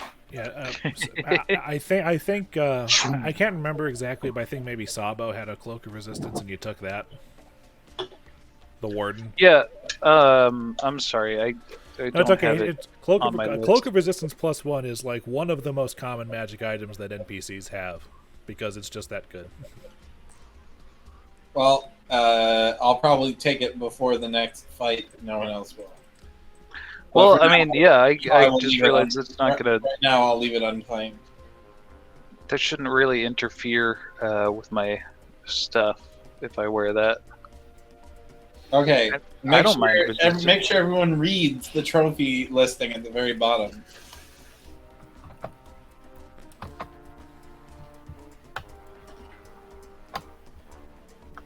Ha. Garrett, it will cost 5,000 gold pieces to do that, but yes. Beautiful. Beautiful. Okay, I think we've gotten all the clerical stuff out of the way. Alrighty then. So that being said, Tib'resh gets off work. You are all there in various states of waiting. What's up, guys? What's been going on since you rudely interrupted my workday? These two told me that you fell asleep and let Lakala get away. What? Wait, fucking what? No, that is I did not fall asleep. I mean, I did go to sleep. Yep, But- that's exactly what happened. Boarris was on watch duty. You know, when someone says, "Hey, I'll take first watch," you think like, I will stay up for the next few hours in order to watch. And then roll sense motive. He's bluffing you. And also, while you're rolling that, there is one more piece of clerical stuff to take care of. There is one more unidentified scroll that you pulled out of Lacola's room that nobody wrote down. Oh, Dillon, all right. What is roll to what is identify? I was in charge of writing stuff down. Well, magic symbol is 20 plus 18 is 38. it is a scroll of raised dead. Oh, can I use that? It's a divine spell. I'm absolutely certain that it is not an arcane spell. That's fair. That's the one where if one of you dies, there's a do-over button. Oh, we can take it to someone who can use it. Or that, yeah. Tight. We should hold on to that. Yeah, that was the that was the thing that Sugtok found inside the hollow statuette in her room. Okay. Okay, Now we're done. Now we're done. Flickie, there are a lot of scrolls here. Feel free to take whatever you want, or I have written on the thing. We assume that you have all of those, so feel free to whip them out during the fight. Misdirection, touch of idiocy, fear. Wow, I got a lot of shit in I will here. remind you that all of the ones with a D after them are divine scrolls, and you cannot use without making a use. What about B? Bard. Okay. Yeah, B. I just opened my notes and my character sheet for the first time in a while, and Lucella is the bottom, the last thing I had written down as far as new people goes. And it was just owner of the Sweet Tooth, and now it's leader of the cult of the Demon Whore Queen. Kind of a total bitch. Yeah. Sorry, that B was supposed to be an A. Oh, okay. So what is bungle? You've got the app. Look it up on your own time. That's fair. Okay. All right. And also, all of the arcane spells on there you have already copied into your spell book. I've made sure of this. But moving on. Okay, so... hold on. I was going to tell Tim about the other... Well, yeah. Well, to be fair, first, he sense motives and knows you're bullshitting him. Okay, but it was still fun to, hear him freak out for the first couple seconds. All right. Here's what really went down. There was an agreement made that Sugtok would They stay told up. me what actually happened. We don't have to relitigate that. Oh. Yeah, we've all heard it, Tib'resh. We know. I almost died. I fell asleep. We all heard it. Sorry. I thought it Sorry. would just be a funny joke. But there is something important. I got a letter from the Rose of Kintargo this morning. They would like to meet with us about us giving them some help. Apparently, someone is back to murdering people throughout the city, and one of the people they've murdered is an underling of the Rose.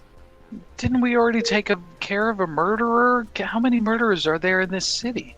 It's a pretty big city. It is a big Anyway, city.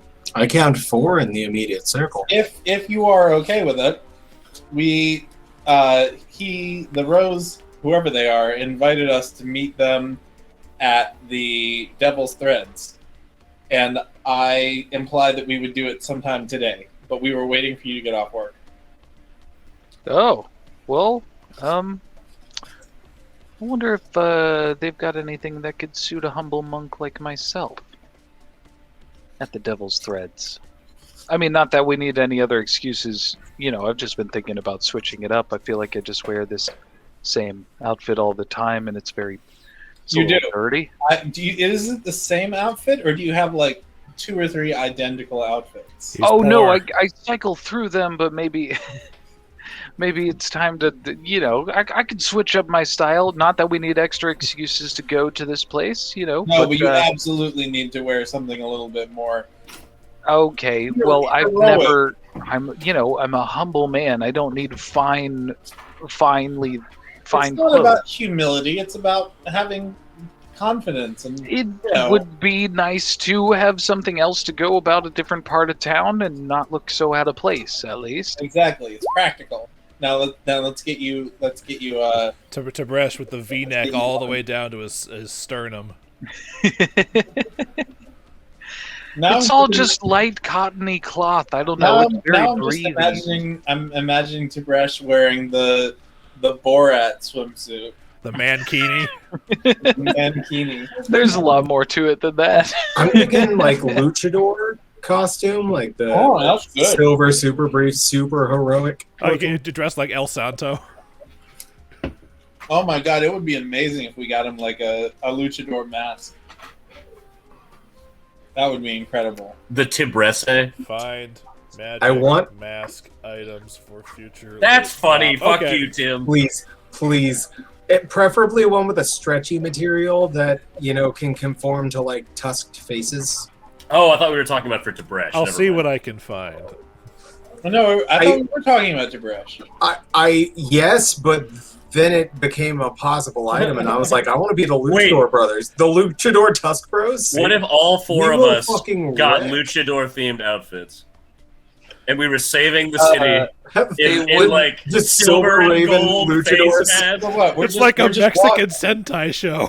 Like we're Dude, just that'd be walking. We're walking. El down Power the street. Rangers. We're walking down the street, and then like we hear from the alleyway, someone calls for help, and we all pull out our masks and stretch them over our heads. Raven time. We're all helping each other tie up the back of the masks. We're before we go men. help in the alleyway. We're men in tights. Gather Each your of us, friends and tell them we're all right. we all stand in a circle and tie the back of the other's masks. That'd be hilarious. And we hit like a Ginyu Force pose before we fucking go into the alleyway. You guys have already. We shape ourselves You into guys a have role. canonically done a Ginyu Force we pose the can't- first time you Oh, did yeah. Seiya. That's Okay, right, but we did can't do that. really do a Ginyu. We don't have enough people to do a Ginyu Force. You We did do a most of the Ginyu Force. style pose. You know when the 4 of the Ginyu Force without the leader did the pose when he was off doing other shit? That's basically what happened. I don't know that, but I will take your word for it. Sugtok is the red guy. They all did their Jace. pose every time they showed up, if I'm remembering correctly. Yeah, because they were pretty much That's a their thing. wrestling team. Dude, that's funny. We just wrote Okay. a fucking TV show. Sure. Okay, yeah. Look, you guys can get whatever you want. I just need a new Kefka and maybe some nice threads. By the end of this conversation, you have arrived at Red Roof Market.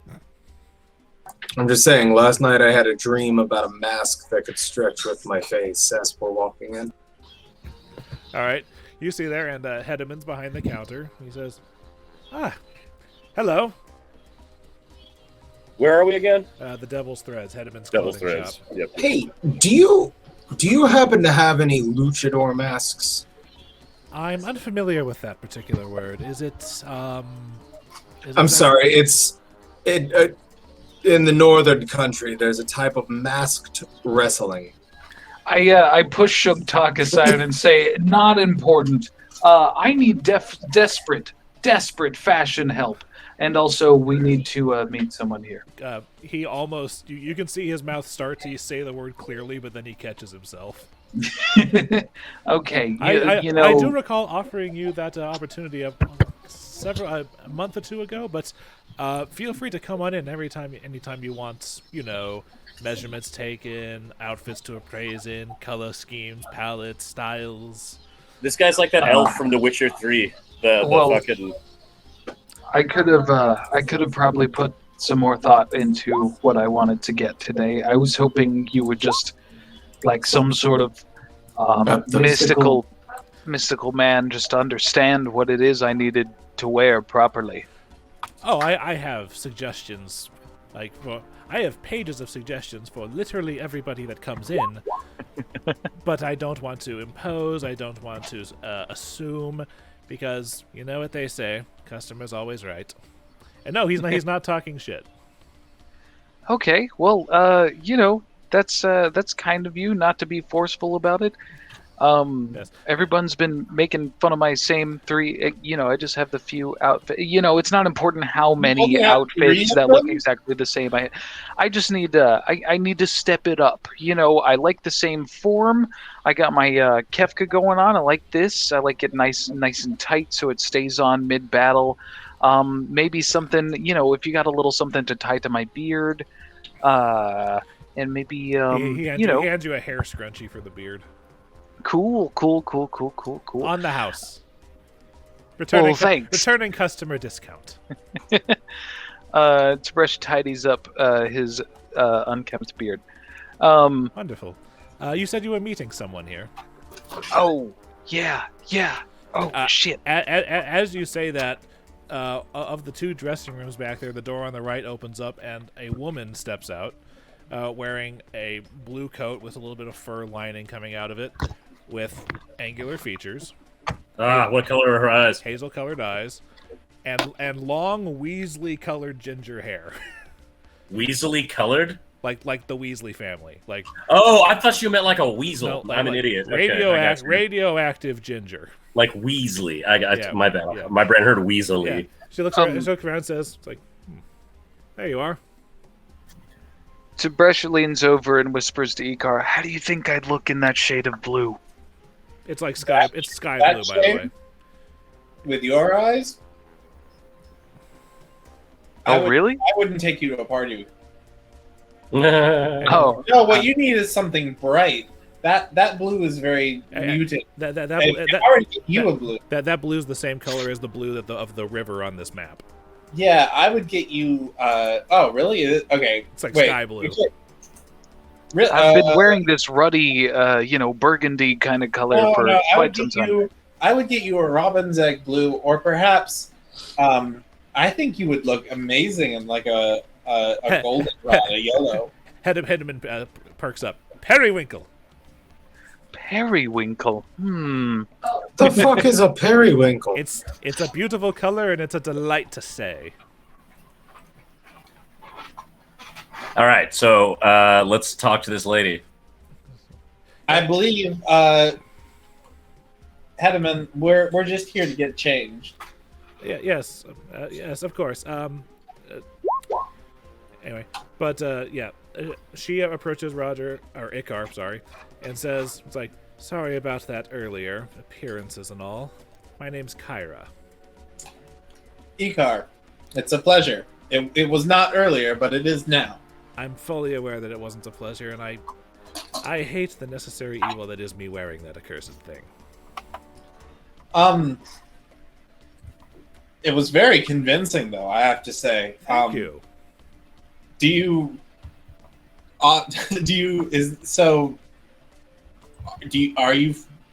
actually go to please the cathedral from time to time? Please, later. Okay. This way. Our meeting is downstairs, and she heads back into the dressing room that she was just in, and she pushes a button on the side of the mirror, and the entire wall swings open as a secret door. Oh my god, I didn't know there was a downstairs. And there's a stairway down. She says, "I'll go last." Generally, Sugtok, you're the one who goes first into places we have no idea. Yeah, so after palming it on it. By the and way, I'm and also down the staircase, you can see the flicker of firelight from somewhere downstairs. I'm just going to walk towards the light. All right, as you walk down the stairs, there's a small room down here that's been carved out of the stone and the dirt from underneath Old Kintargo. It looks like it was a basement proper at some point. But in this room, there's a couple of like low-hanging carved buttresses in this room that's maybe only about 12 feet tall, so it seems mostly decorative. And about 6 stone benches. And there's a table at the far end, like an altar of some sort, with, well, draped over this table, there's the unmistakable shape of a sheet laid over a humanoid body. And in front of this altar is a cloak, and all you can see is the cloak just behind you. And against the far wall, you see a illuminated stained glass image of a rose growing out of cobblestone. I feel like that's a religious symbol, but Icar does not have knowledge religion trained. I do. Can I check? Are you all down there? I thought we were going downstairs. Well, Sugtok went first. Yeah, I was leading the way. Yeah. And I assume everybody's right behind. Icar will head after Sugtok. He'll be second in marching order, which is unusual for him. Okay, so would it be knowledge, like... knowledge religion. It is knowledge religion. Okay. You said, so there was an altar, and all that we see at the altar is the cloak in front of it. You see a cloaked figure standing with his back to you in front of the altar, and on the altar is a sheet laid over, like you can see the unmistakable shape of like a humanoid face, a bump for the chest, and the bumps where the toes for feet are. Okay, then I'm gonna roll knowledge religion because I got a +9 on that bad boy. Whoever comes last, Kyra comes down after you. Okay, 25. It is the holy symbol of Milani. Oh, okay. That was a good movie. Who is the chaotic good demigoddess of uprisings, hope, and rebellions. Hey, that sounds like what we're doing. That's kind of a friend of Desna, if I'm remembering right. Yeah, so I relay that to the boys, and I'm like, so it kind of feels like we might be in the right place. That sounds like we're in the right place. As she comes down the stairs behind you, Kyra just goes off to one of the back corners. Like, if you come down the stairs into this little area, and you're facing that way, she just goes off into like the back left corner and just stands there. Can I walk up and take the cloak off the humanoid shape? Do you? I try to do that. As you do that, Flickie, we're guests here. Let's not start. That's fair. I wouldn't do that in somebody else's house, and we got invited here. All right, yeah, let's see what the deal is. I would guess the person who's on the table is probably the victim of said murdernating. We're here to stop. Oh, gross! All right, let's not debase their friend. You said Kyra went off into the corner. So that the corner behind you as she came down behind the stairs. Okay, well then I kind of turn around and I'm like, so what are we doing? As you turn around, there's another figure descending the stairs behind where she came from. But that's not what catches your interest, your notice immediately. Okay. Because over where Kyra was standing, wearing the same outfit, but there's 2 noticeable differences now. One is this large, bushy tail extending from behind her, ending in a same color as her hair was, ending in a white tip. And, it's the fox! And she has a vulpine head. Yeah! Fucking finally! So I ask, I go, you're the fox from the city, aren't you? She does not say anything, and then you see Hedeman coming down the stairs. Now they can see you and says, "Just a little bit of theatricality. Sorry about that. Let me reintroduce myself. I am Hedeman Hayes, and I am the Rose of Kintargo." What? What? What a twist! Icar is just about to shit himself.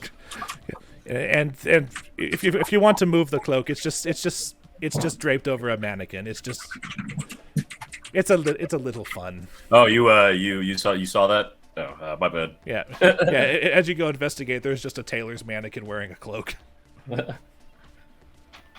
And now that I've made this twist revelation, I can reveal to you that Hedeman is the third character on the cover of your player's guide. Oh, okay. Well, cool. Now you know exactly what he looks like, but I couldn't exactly tell you that early because he's wearing armor on that. So would he be in the characters segment? He's not there right now. Oh, but he will be eventually? Yeah. Okay, cool. What do I have to check for understanding of Rose of Kintargo? Knowledge religion. But Oh, that was a religion. Okay. Yeah. The Rose.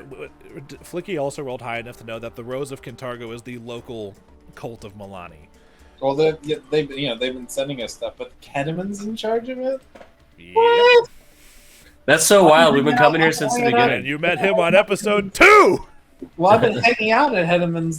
He's in on the thing, or at least partially. Isn't he the one that fenced that silk we stole? He is. He's not fencing it. You just sold it to him, and he's using Yeah, it. It's we still smuggled legal to it. sell as long as the person he's selling it to has permission. We smuggled it to him though, so that he wouldn't, so that he could sell it. And, but he's also been fixing Icar's shit when Icar gets injured and comes in and has totally destroyed his clothes. Which is why I'm so happy. Which means Hedeman has every reason to know your dual identity, and he does. I mean, shit. So it's Hedeman and us that know that, right? That's it? Well, and Kyra, because she's been following you around town. Oh, that's true. That is so fucking cool. So what is she, a changeling like Sugtok? Roll me a knowledge local. Knowledge local, and that is a plus 10.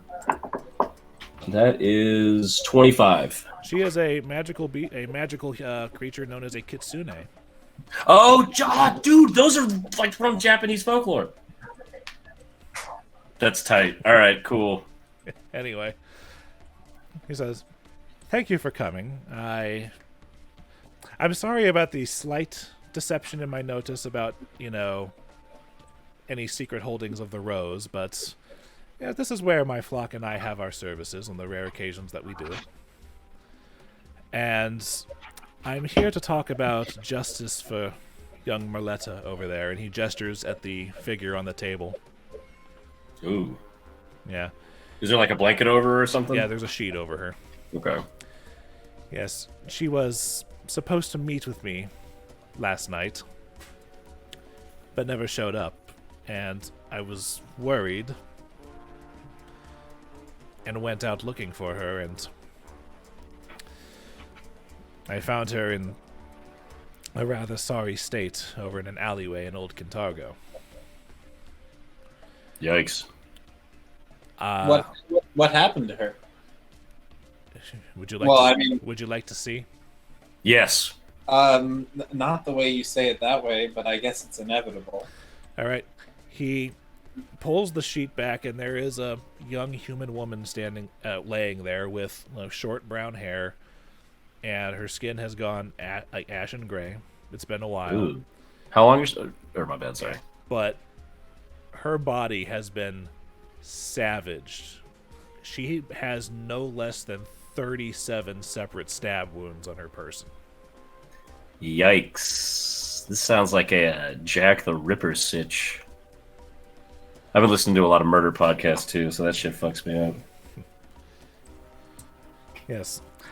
pretty brutal. I'm not too keen on the Dotari's ability to handle this, but there have been a handful of murders over in Old Kintargo in the last couple of weeks, but now that one of my own has fallen to it, I feel the need to at least try to solve what I can, but I am no investigator, and down in the nursery they speak highly of your abilities with the previous murder situation that they had going on, and so I have decided, especially after you ran Nox off from the Phantasmagorium and have been making How'd you hear about that? Oh, Kyra saw her running out the front door. Oh. Okay. She snickers. But everything else you've been doing lately, especially with drawing attention, the Dotari chasing them all around the lower parts of the city, I feel you are more capable of eluding the Dotari should the need arise. But I feel I can ask you for help with this.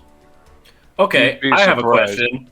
Yeah, you would be surprised, but also I have a question. I have an answer. If you knew that we were the Silver Ravens, because you kept fixing up our homeboy's shit all the time, so you obviously figured it out, why didn't you tell us until now?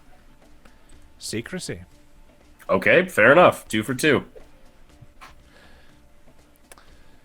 Yes, well,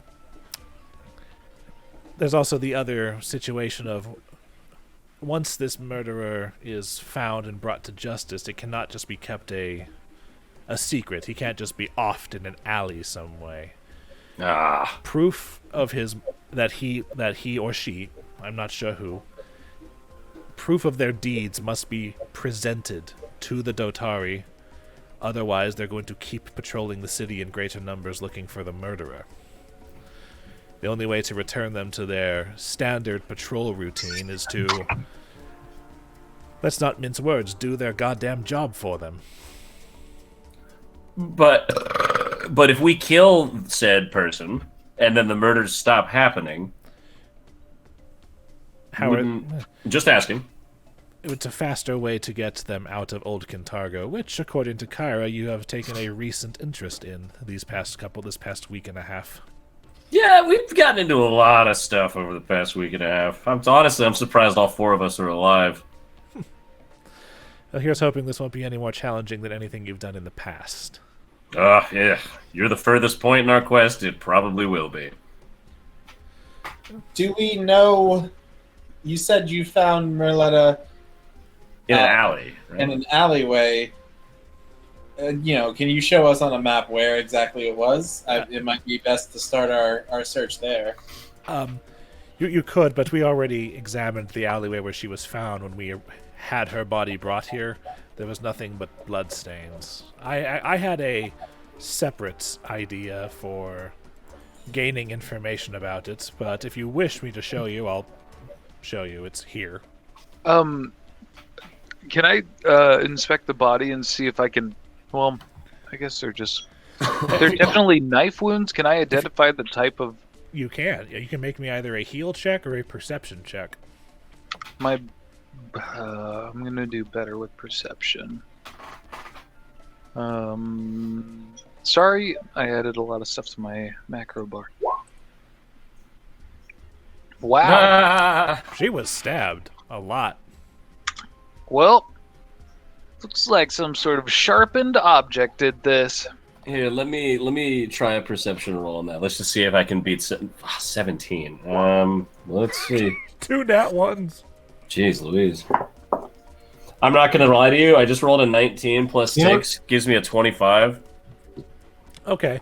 Flickie rolls high enough to see that the shape of these wounds, it's not exactly a straight-edged bladed weapon. It seems to have a width to it. It looks similar to kukri wounds. That's that curved knife that Icar or Tenebrae uses. Yes. Also, if you want to make me a knowledge arcana check, you can. Oh boy, do I ever. All right. Knowledge arcana, that is plus 14. All right, let's see. 25 again. Wow. As you're inspecting these wounds, you notice something about them. A standard kukri would not cause wounds this vicious. You believe the weapon used has been enchanted to cause particularly bloody wounds. In what way can I relay that to the boys where it'll make sense? Like, this knife made her bloodier than normal? I gave you the information. It's yours to do. A normal weapon wouldn't have been able to do this. So we're looking at like a magic weapon, or that's what you're taking away from it. She was killed with an enchanted blade. An enchanted blade. Okay. Damn. I'm getting an interruption to the server notice. Okay, you're still here. Let's see if I get one momentarily. I haven't gotten one yet. All right. Looking good, so we'll see if you crap out or anything. All right, guys. Looks like she was stabbed no less than 37 times with a magic dagger. And then, wait for it. I put on my sunglasses and go, a regular knife just wouldn't cut it. And it goes, yeah!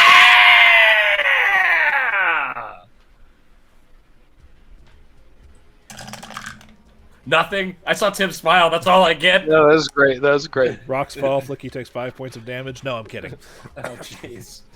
Your pun was so good it shook the earth. Anyway.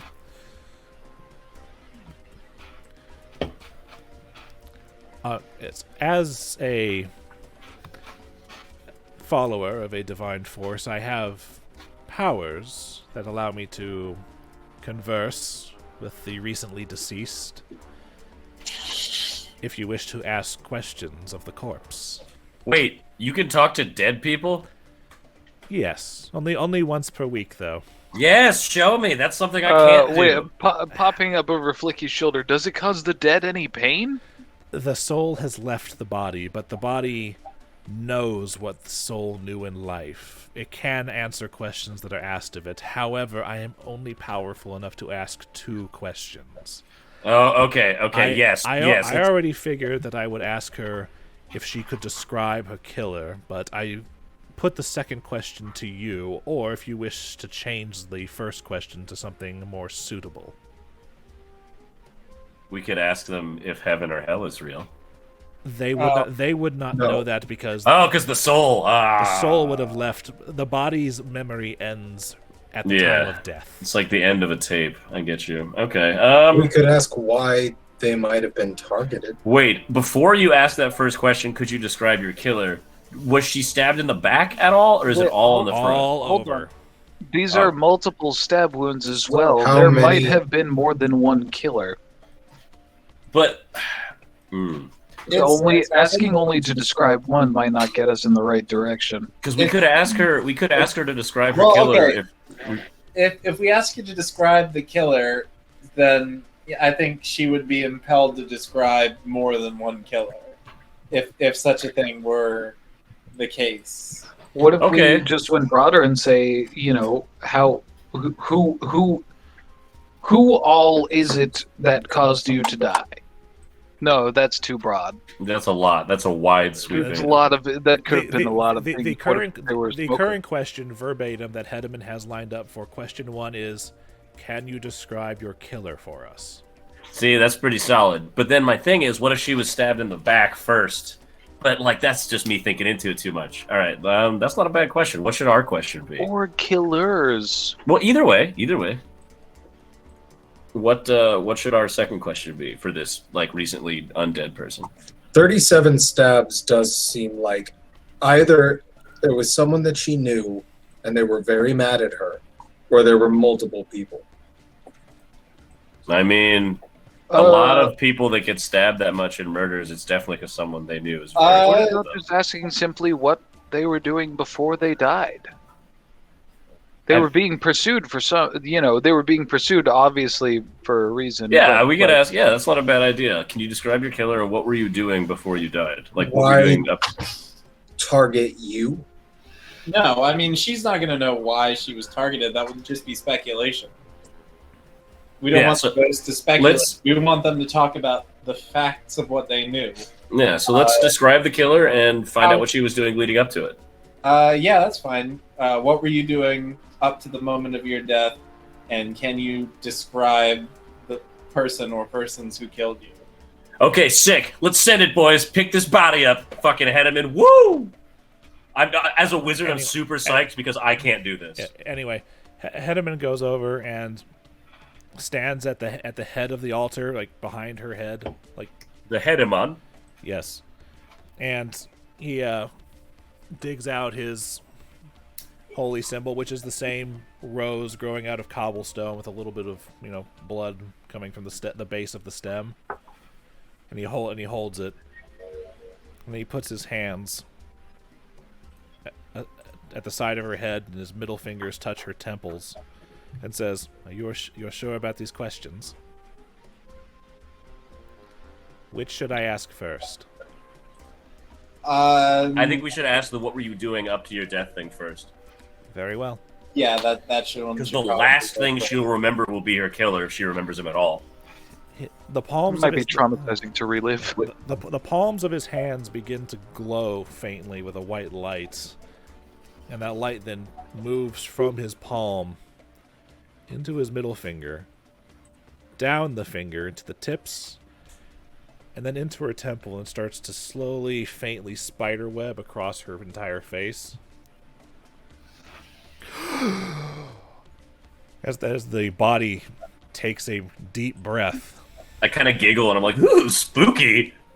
and Hedman, still holding the head, sets it back down, and then asks, "Merletta, my child, what were you doing last night before you were killed?" "I was coming here to see you, Hedman, as we discussed." Okay. Merletta, can you describe your killer for me, for us? As much detail as you can.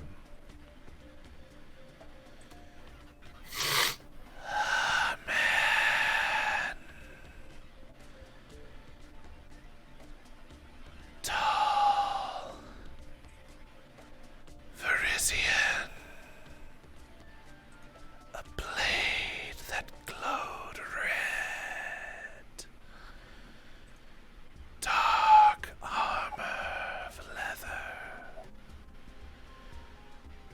Walked with a limp and a metal leg brace.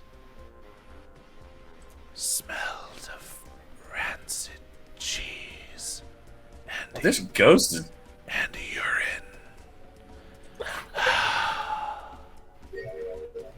That was a perfect time for that fucking noise! Oh my god! The ghost testimony the has been Phoenix added to the Wright court noise? record. Oh my god! That was amazing. Oh Also my very God. spooky. Thank you. Um, Thank you. so I that went full ghost- Mercer on that one. Very descriptive. Thank you. You asked. Hey, that's Yeah, true. that So ghost tall was- man with black leather armor and a glowing red blade with a limp and a metal brace. Who smells of cheese and Who urine? smells of cheese. Rancid cheese and urine. It sounds like a fucking legend, like a headless horseman or some Tall, shit. tall Varisian. What does Varisian mean again? Varisian is the Pathfinder settings equivalent of the Romani people. Yeah, you've got How the, about this? the- Ruba's Varisian. Oh, okay. Basically, dark Eastern European look to him. Cat. Gypsy-esque.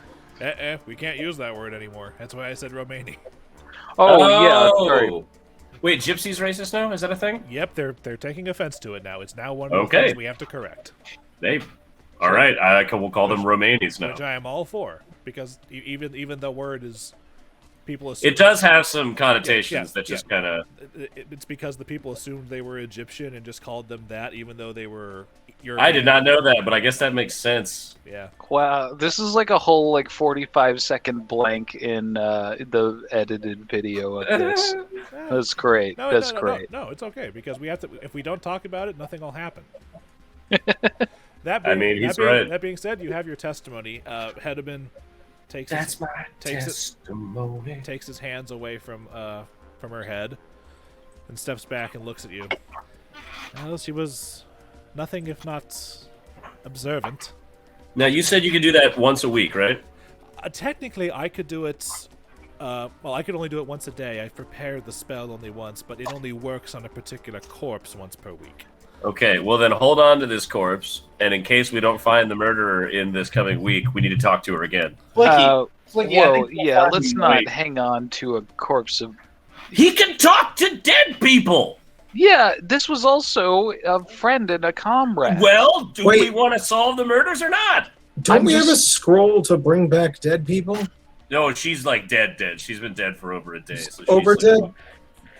Do you want to use your scroll of raised dead on that? Yeah, let's. I want to ask the cleric if this will bring his person back. We're not going to use it on her though. Why? None of us can use the scroll effectively. Yeah, but it's for us. this If can one of save the us person. dies, we're going to drag your body to this fucking place. We and can be like, pay please. people to do that without needing the scroll, and this can bring So, back a when you die, we will be sure to bring your body here to replace her, because she'll be walking around, and you'll be dead. I just think that I if think we can got some bring solid back, information from the ghost, and we we can can work bring with that. back a witness and bring back these new allies as person. I don't see why we shouldn't help our new allies and get more information. If this discussion happens, Hedeman goes, while I appreciate the gesture, I do not believe that I am powerful enough to wield such magics, even in a scroll. Not yet. We need that scroll. We need for the scroll. I'm not down for using it. Well, no, it doesn't matter. Hold on, he makes a fair point. Do we even know anyone who is strong enough to cast Raise Dead? The only person that you are absolutely certain is strong enough is probably the High Priest of Asmodeus. We'll just Yikes. ask the High Priest. Hey man, can you bring back our buddy? It's a scroll. Scrolls are meant to gather dust over time. There will be a time and a place to use it. Okay, so let's try to go over these clues. He's got a limp. He's a Parisian man. Would I be able to roll alchemy to have some idea of what alchemical ingredients would smell like rancid cheese and urine? Craft alchemy or knowledge arcana would do that. Well, Flickie's probably going to beat me with knowledge arcana. But if you want to roll it, go ahead. I got a plus 14 on that bitch, so let me roll that. /roll d20 plus 14.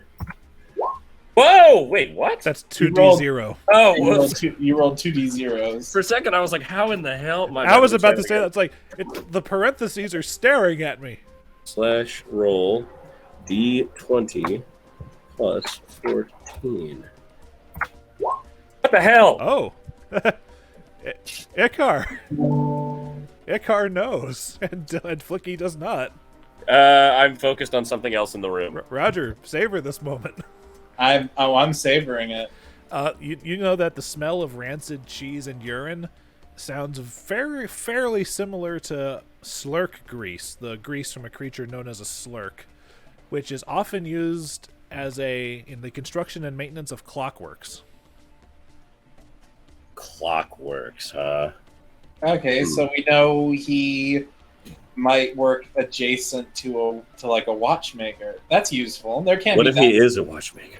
Well, there isn't anymore. There can't be that many watchmakers. Wait. You're saying watch. Luke said clock. Do you mean literal big old clocks, like wall clocks, or what are you talking about? Clockwork. So watches included, or do we have watches in this universe? Clockwork means things with gears and springs. And so they could be building automatons and shit. And yes, there are clockwork creatures and whatnot. They do exist. There are clockwork dragons. There are clockwork soldiers. Clockwork dragons? You will not. How many? Any of them? Oh, well, that's How still many? Cool. How many limping gearsmiths are there about the town? I mean, I'm sure there's someone we can identify. Let me do. I know knowledge local. Not very good. I have a plus 10 on that if you want me to try as well. Yeah, maybe if you've heard of somewhere, if you roll knowledge local. Okay, that's probably not going to do it. 27. See, that's what I'm motherfucking talking about. Yeah. That's a knowledge roll. Flickie's clockworks. Well, the biggest. You know that the biggest manufacturer of clockworks in Kintargo would be Vespum Artisans. Let's go get a Vespa. Oh, you said Vespum. Never mind. Yeah, Vespum Artisans. Well, I pitched that idea to the boys and ask Hedeman if he thinks that'd be a good place to start. Well, it is located. Where is Vespum? It's right here. Yeah, well, it is an old Kintargo, and all the murders have occurred there. Okay. Correlation is absolutely causation. We've got it. Or at least we're thinking about it. Okay, well, It's shit. something to start with. What time is Yeah, it right that's- now in that's- game? At this point, it would probably if Tib'resh got off at 5 and you came straight over here, it's probably close to 6. Okay, so it's not sleepy time. All right, well then, shit. Let's not stride into what might be the house of the serial murderer. Like, we're not even all fully healed yet. Yeah, that's what I'm talking about. Well, Sleepy hold time. on a sec. You know that Vespum Artisans is pretty much like a large open warehouse where multiple crafters and artisans rent out space to pursue and ply their trade. Oh, that's kind of cool. Wait, So then it's that like- means it could be like one of 10 people? It's Oh. like a makerspace or something. Okay. It's like a community forge type deal. All right, Yeah, but that's pretty much, it's basically like imagine if you like went into like how everyone's got their own table at conventions. It's kind of like that, except it's like clockwork and other things of a artisanal nature. Do we know, since it's like a vocational place, do we know what time it like closes shop? It closes shortly before curfew. We should Yeah, go over there and but- see if we find anyone with a leg brace. Let's not overplay our hand. We can Oh, go in the morning after everyone's had more rest. I am still and- feeling the effects of that fight. Yeah, is back to full health. Yeah, that's true. And eating the kebabs doesn't heal us, which is a bummer. So I could use a few more points. Oh, there's I mean- a typo I mean- in this adventure. Ha! Wait, mean, who's still maybe, low on health? You. I think I'm actually still at 33 out of 39. Yeah, your tokens back over on the Lucky Bones map have your hurt. These are just your base tokens that I copy from every time there's a new map. Then, but, Tib'resh, are you at full health? Well, I mean, before we even leave the Devil's Threads, I would like to. Take a shit. I That's would fair. like to make a point before I leave to get my measurements taken. After this, we're like leaving, and Tib'resh is like, "Hey, I'll catch up. Give me He's like like- 10 minutes." If you guys are heading out, Hedeman does actually hold Icar there for a minute, All right, And- sounds like they got something to talk and about. says to Tib'resh, "I'll be with you shortly." Well, Sugtok, my man Listen, Boarris, let's go do listen. something for a minute. Hedeman, if this is about, the thing, I had no idea. He holds up your hand. He holds up his hand and says, "Not that." Okay, Please, no. then how? If you guys are all heading up, and he says, I'll wait for Tim here for a second. He says, if you're all heading out, and Tim says, "I'll be with you shortly. Please just wait upstairs." Okay. Okay. Hedeman turns to you and says, "You are in a unique position of a, shall we say, dual nature?" Oh, so we're talking about that. Yes. Like I said, it's We and by we, I mean Kyra and myself. I have not spread your secrets to everyone in the Rose. Which, by the way, the Rose of Kintargo is his title and also the name of the entire group. How large do we know this cult is, just out of curiosity? Roll me a knowledge religion check. Shit, baby, that's me again. All right. Militari's she's a good goddess. 19. You know that Milani's doctrines dictate that her followers maintain small cells that are separate from each other because in the event of a rebellion, one being compromised will not compromise the others. So, like, there's only one sect in the city? Yeah, or, like, yeah, there's many spread throughout? Pretty much Hedeman's top dog, but everyone's got their own clubhouses across the city. Okay, I get it. Cool, all right. all right. Yeah. So I appreciate your discretion, Hedeman, and I mean I appreciate all the work you do, and repairing all my stuff, and I wouldn't be here probably. We wouldn't be having this conversation if you hadn't been right there, supporting me as I've been doing this whole thing, and I'm very grateful. The Everbloom helps me recognize those who are rebels. After all, that's her entire purview almost. But it's less that I would like your perspective, because, and he motions over to Kyra here, she has transformative abilities that you've witnessed, and she has spent the last several years as one of our insiders up at the Temple of Asmodeus on the hill. Oh, well. And sorry you have to deal with those people. I hate it. I loathe it. It's necessary, but I wish there was someone better than me who could do it. So, like, when I spend time with the boys. Ha! The Tib'resh is still in the room. She just kind of, like, shakes her head and just... No, I understand. It must be, like, magnitudes worse. If there's anything I can do... Do you have any idea how many excuses I've run through in 3 years to avoid participating in the sacrifices? Do you know how frequently those occur? I don't, because... Good. Keep it that way. Ooh. If you need any sort of help, like if you'd like I'm sure we could talk to them and get a personal assignment if you'd like to. Well, no, I guess you wouldn't want to be moved out. Your whole job is to be there in the building. Hedeman says, with the timber of the city being the way it is, the temple is becoming more alert, shall we say. I do fear for her safety, but I find difficulty relating to the stresses that she has. Whenever I offer counsel to those in my flock,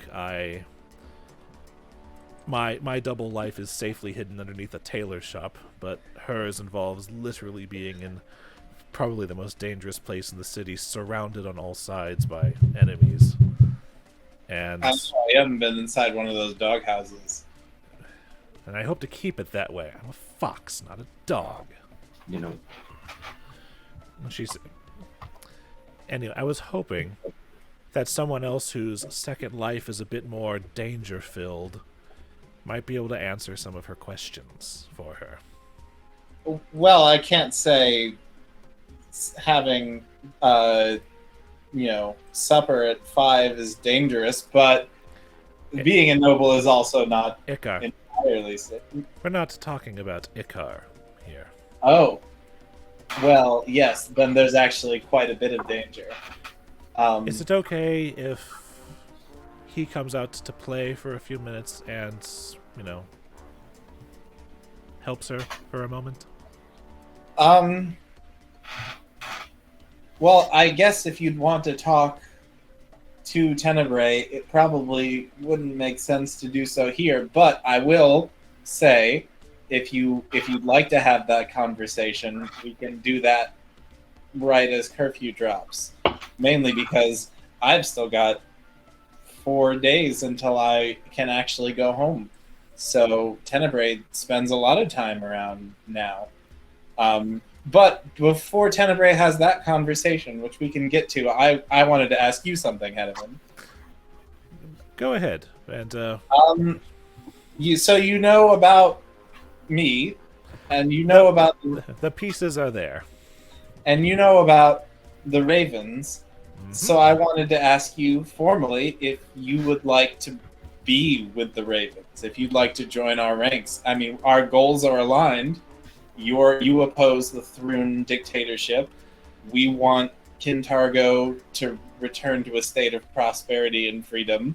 I mean, it just makes sense.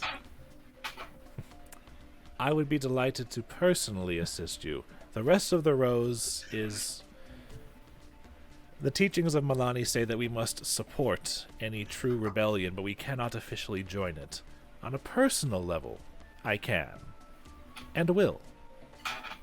And when the time when the time comes, rest assured that the rest of the Rose will help in the fight to take back the city. Then let's call it a deal, and Icar will hold out his hand to shake. Hedeman takes it robustly, gives it a firm shake, and says, "It's a deal." Now, if you'll excuse me, I believe your friend requires my professional services. Oh, he needs much more than that. Help him. Consider it a personal favor to the city as a whole if you can get him to wear anything that isn't tan on tan. Oh, watch what I can do. Yeah, do some... Oh, wait, I'm not downstairs, right? All right. He heads upstairs, and Kyra just kind of looks at you and says, So, at what time can we have this little conversation? Well, I did not eat dinner before coming here because everyone else went to go get Milos and didn't give me any. So I have a bit of a hankering for Milos. Have you had Milos? Occasionally, yes. I try not to overindulge, especially being a carnivorous tendencies mean that I tend to visit the same places over and over again. Well, I don't think it's possible to overindulge on Milos. I think he marinates them in cure light potions. It also doesn't exactly help that I have to go around most days and dressed in the garb of an Asmodean clergywoman. True. That is true. I didn't think about that. And Wait. I don't think it would help his business or your disguise if you got kebabs as a church official. I require kebabs. But you're not at work right now. Yes, I'm off, as it were. There's this restaurant over in Jarvis End. It's called House of Ming, I think. Oh, yeah. Why don't we have dinner over there and discuss things? We have Milos and House I of Ming now. will let Tenebrae know, and he'll meet you there. Delightful. Hell yeah. Now, if you'll excuse me, I need to go make myself scarce for a bit. And she slowly shrinks down, and her clothes sort of melt into her, and then suddenly there's just a standard fox there at your feet that darts up the stairs. That is actually very freaky to witness in person. She stops at the top of the stairs, just kind of turns her head back over her shoulder and looks at you. Oh shit, I said that out loud. Gives her tail a sassy shake and continues out through the secret door. But in a good way. Okay. The rest of you upstairs, a fox just kind of saunters out. I stop the fox before she leaves, and I'm like, "You are that fox, right?" She looks up at you. She looks up at you. Grows back up into her humanoid kitsune form. What do you think? Yeah, all right, fair enough. 3 for 3. And she then shifts back into her humanoid form. The same angle-faced woman with long ginger hair. Tail disappears, and she walks out. I ask her what it feels like when the tail disappears and grows. Because that's coming out of the base of your spine, right? It's difficult to describe to someone who's never partaken of such abilities, magical or inborn. Yeah, because Sugtok just grows a little fucking flaccid cocktail. You've got like a whole deal. He does not grow a tail. From what I've observed, his face changes and either his hands or feet become hooves. He can't become full Boarris. He's different than me. Okay, well, I guess I wouldn't know. You bring up a solid point. Pleasure to work with you. Pleasure's all mine. She leaves. Sick. So, Tib'resh, I'm not going to roleplay out him taking your measurements because I am not a tailor. I am aware of measuring inseam, and that's about the terminology I know, and that's only from friends. Sure. But you are... He officially takes your measurements and says, on some of my off days and whatnot, I believe that I can sketch some design outfits for you. If you want to come by and take a look at them.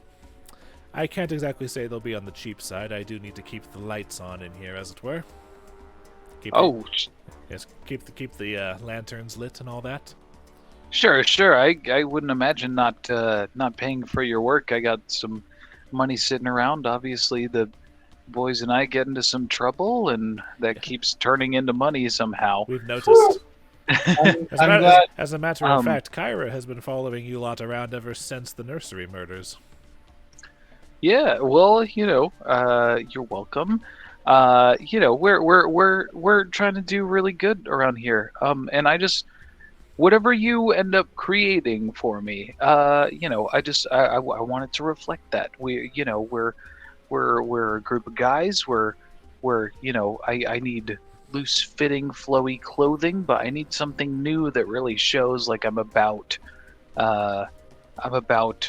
being a part of this group and making sure we get shit done. I need something that really announces my presence a little bit more than this, this simple cloth. I got the maroon color scheme going on, and I want to try something new.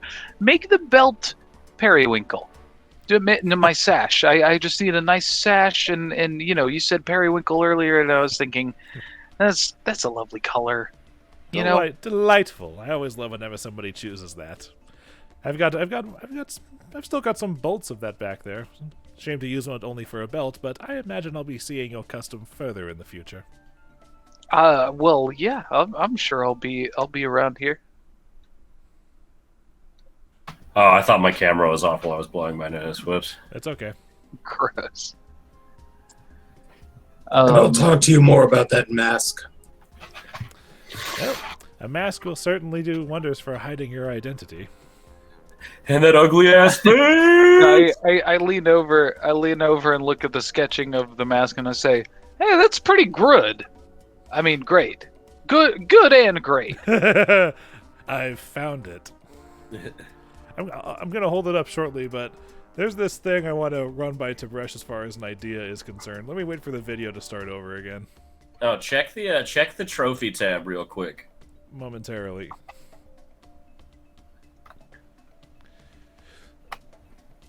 Okay, and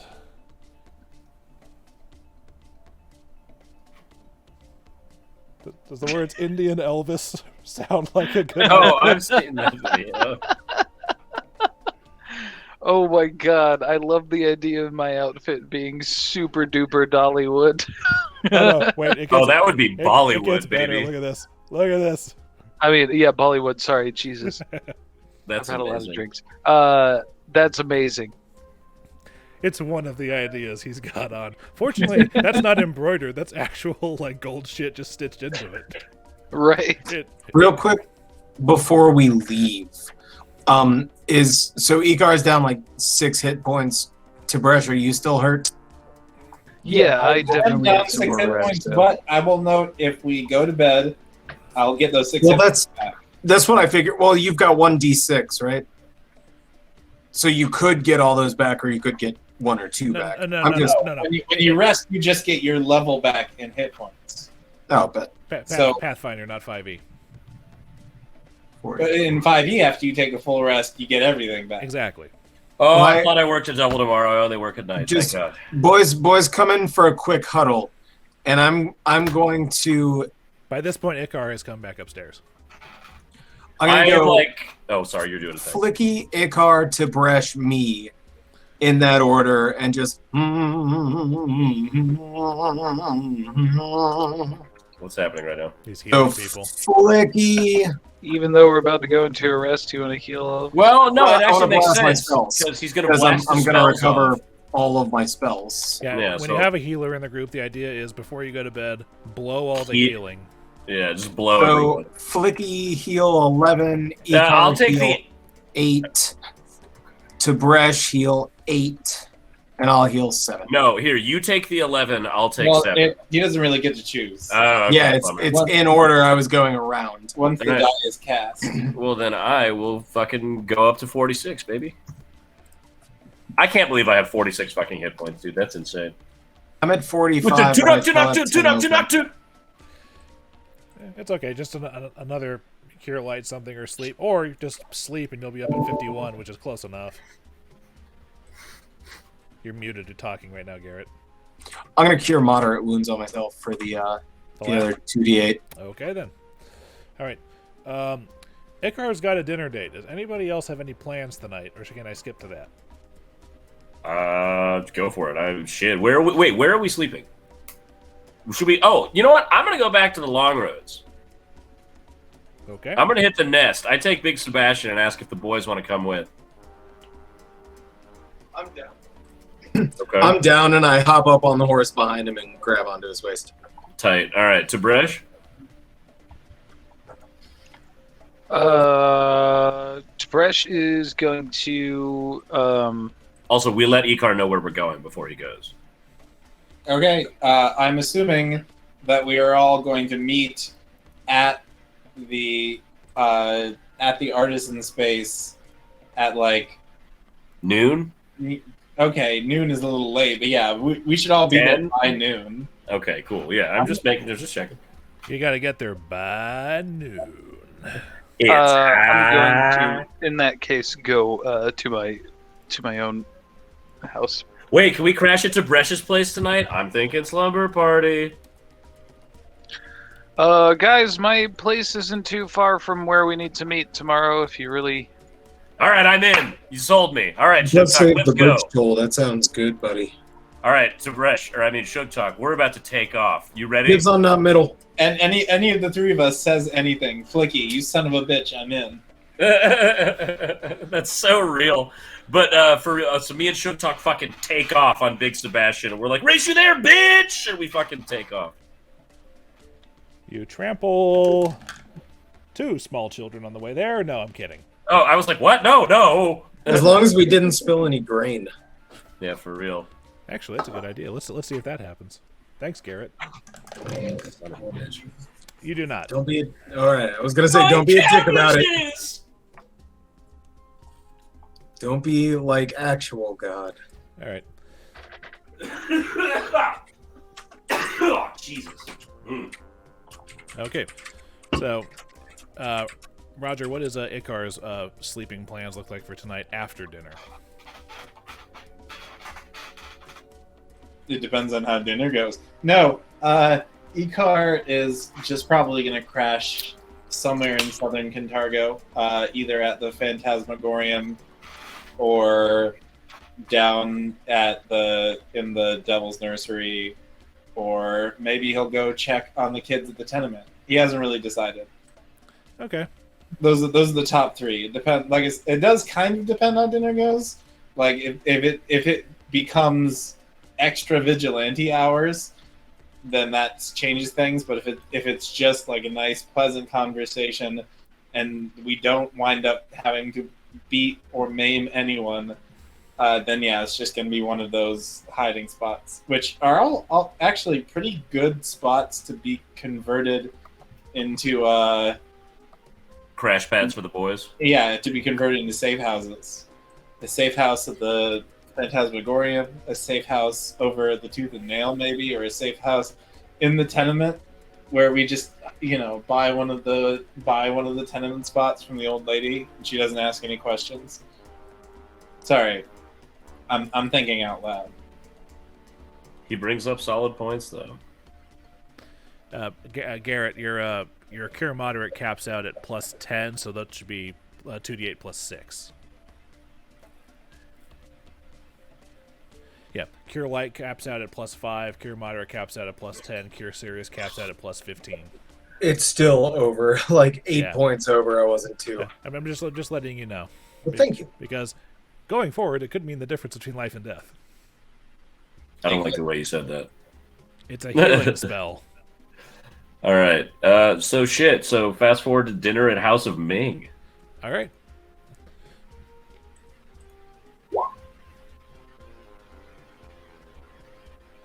You're writing yourself a note. Dude, I'm gonna kill the next boss we fucking knock out. Sugtok's inner monologue. I'm gonna cuddle it. Sugtok's inner monologue is a very outer inner monologue. All right, but you arrive at the place, which is a restaurant that serves fine Minkayan food or Tian Sha food. Is that this universe is like Chinese? Yes, yeah. Okay. Tian Sha is the place on the other side of the world where they meet those particular traits and cultural parallels. Okay. What is this world's equivalent of sesame? What Sesame. What the fuck? Sesame. I would like their sesame chicken, please. You're not here. It's just You should get their sesame chicken. Just House of Ming sesame chicken is the tip. I just get a raven that alights on the table while we're eating, and it just says Materializes. Icar, sesame chicken. Also, I have orders from the boys. Hold on a second. I'm just gonna do. Please bring treats back to Tibresh's. We are spooning. Okay, because I've done this, I have to make it official. Please hold. Oh, he's actually putting it in. I was about to say I didn't see it in the player's guide. Nope, you did not. My family literally ordered from there every Friday from roughly 5th grade until I graduated high school. Yeah, Tim introduced me to it 8 years ago, and that place still fucking rocks. Okay, there it is. So this is a reference to a real house. Oh, yeah, There's a small local Chinese restaurant called House of Ming. The old management was the tits. New management, it's not as great as it used to be. All right. Yeah, that's unfortunate. Yeah, there it is with the fantasy equivalent of making the normal sounding name slightly more fantastical by adding a random letter to it. Wait, where'd you put this? If you look, you'll find it.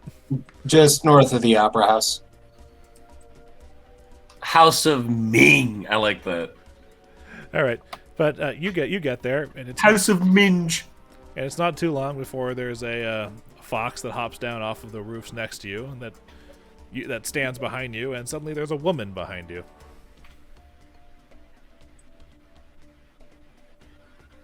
Kyra. Lord Jhaltero. Lord Jhaltero won't be joining us for dinner. Just letting you know that I know. Do you want me to clap? No, let's go get a booth. Okay. We can find a booth somewhere that has visibility on the kitchen and the exit, preferably. You'll want that third one from the left over there.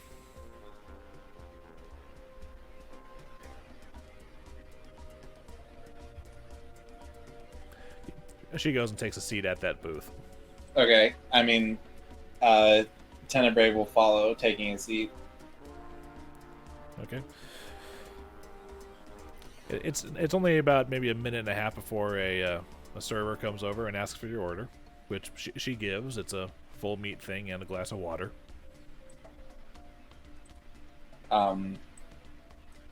Tenebrae will order the sesame chicken. Garrett squeeze internally.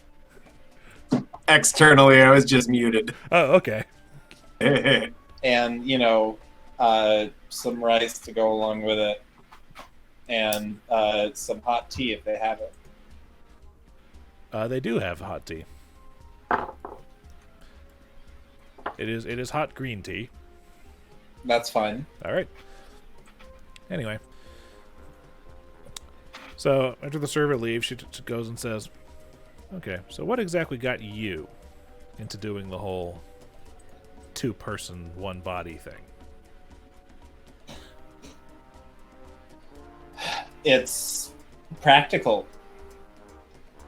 Icar has, a family and a life and responsibilities, and it's not his place to put all of that in jeopardy. So where he can't go, I go. The things he can't do, the things that he cannot do, I do. It's not something that it's not like something you're born with. It's not, although there is this need to make the world better, and I guess you could say that is something that both of us were born with. That desire to effect change on the world beyond writing ledgers and throwing parties.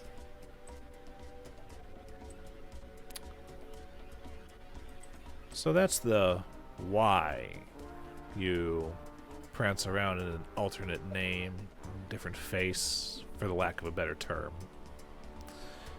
But why? Why leave your comfy, cushy life up there? You talked about the ledgers not being enough, but son of a noble family, surely you could throw money at the things that could make the city a better place, the world, the people in it. Why do you feel the need to throw yourself in personally, directly, viscerally?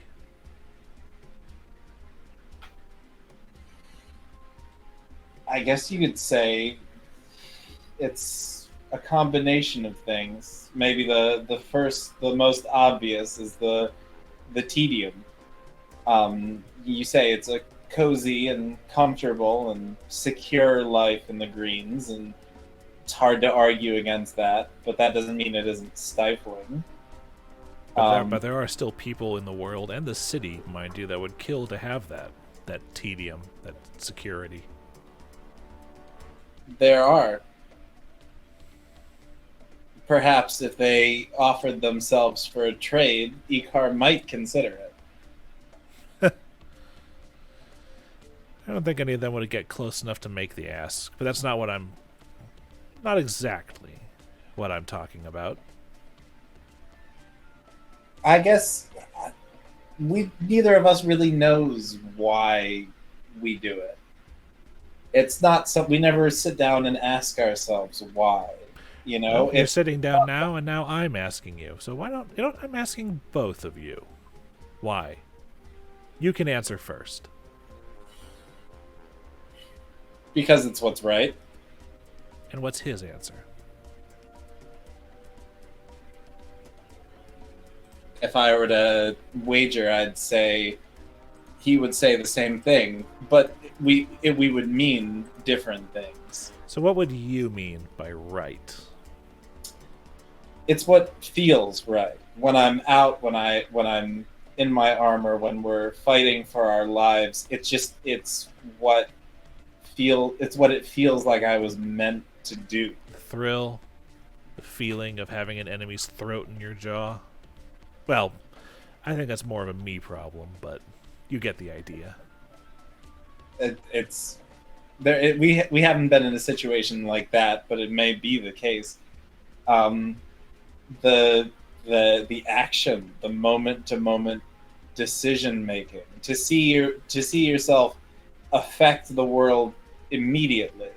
You're not waiting to see what happens. You're not spending money and watching buildings be made and watching policy be passed. You are keeping that person alive as they're on their way home through the streets. You're stopping those guards from detaining someone for having done something that, by all rights, is not a crime. The proclamation for grain, the proclamation for vermin. She scoffs at those. And it's just, like I said, it's just what's right. Icar would tell you it's right in a different way. He's more idealistic. When he would say that, he would mean that it's what's good. You know, what helps the people now. Not just the thrill of it, but the moral satisfaction. The noble estates spend a lot of time bickering, but now you talk about what power they might yield. Thrun has taken a lot of it away. The council coin no longer meets to make decisions. Thrun proclaims, the sycophantic houses proclaim alongside him, and the rest just want to keep their estate and their money. They want to keep their business. She says something in a language you don't recognize, but you do catch the name Sereni in there. It sounds like a curse. Not just the Serenis, although the Serenis are the most profane, but the Tenebrae and the Dilrange. I mean, they all have their different methods of sucking up to the boss, but they're all equally, morally and ethically bankrupt.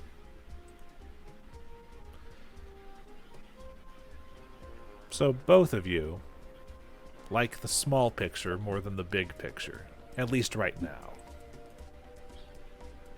There is no big picture without the small picture. You cannot win a war without winning battles, and so far, it hasn't really even been a war. It's been one battle to the next. We don't have the resources, the means by which to wage a war. I mean, that might change once we've finished our work in Old Kintargo. She cuts you off there because your server's coming back with your food. I forgot these guys were at a restaurant. I was getting real fucking sucked into that. Okay. But your stuff comes down, your tea, her water, your chicken, her... Oh, there's my connection to the server thing, so we'll see what happens. Yeah, I just got one too, but it looks like we're fine. It just hiccuped for like a second. Okay, all right. But yeah, there's the chopsticks there, and she is masterful with them and starts eating and motions with them for you to continue after he leaves.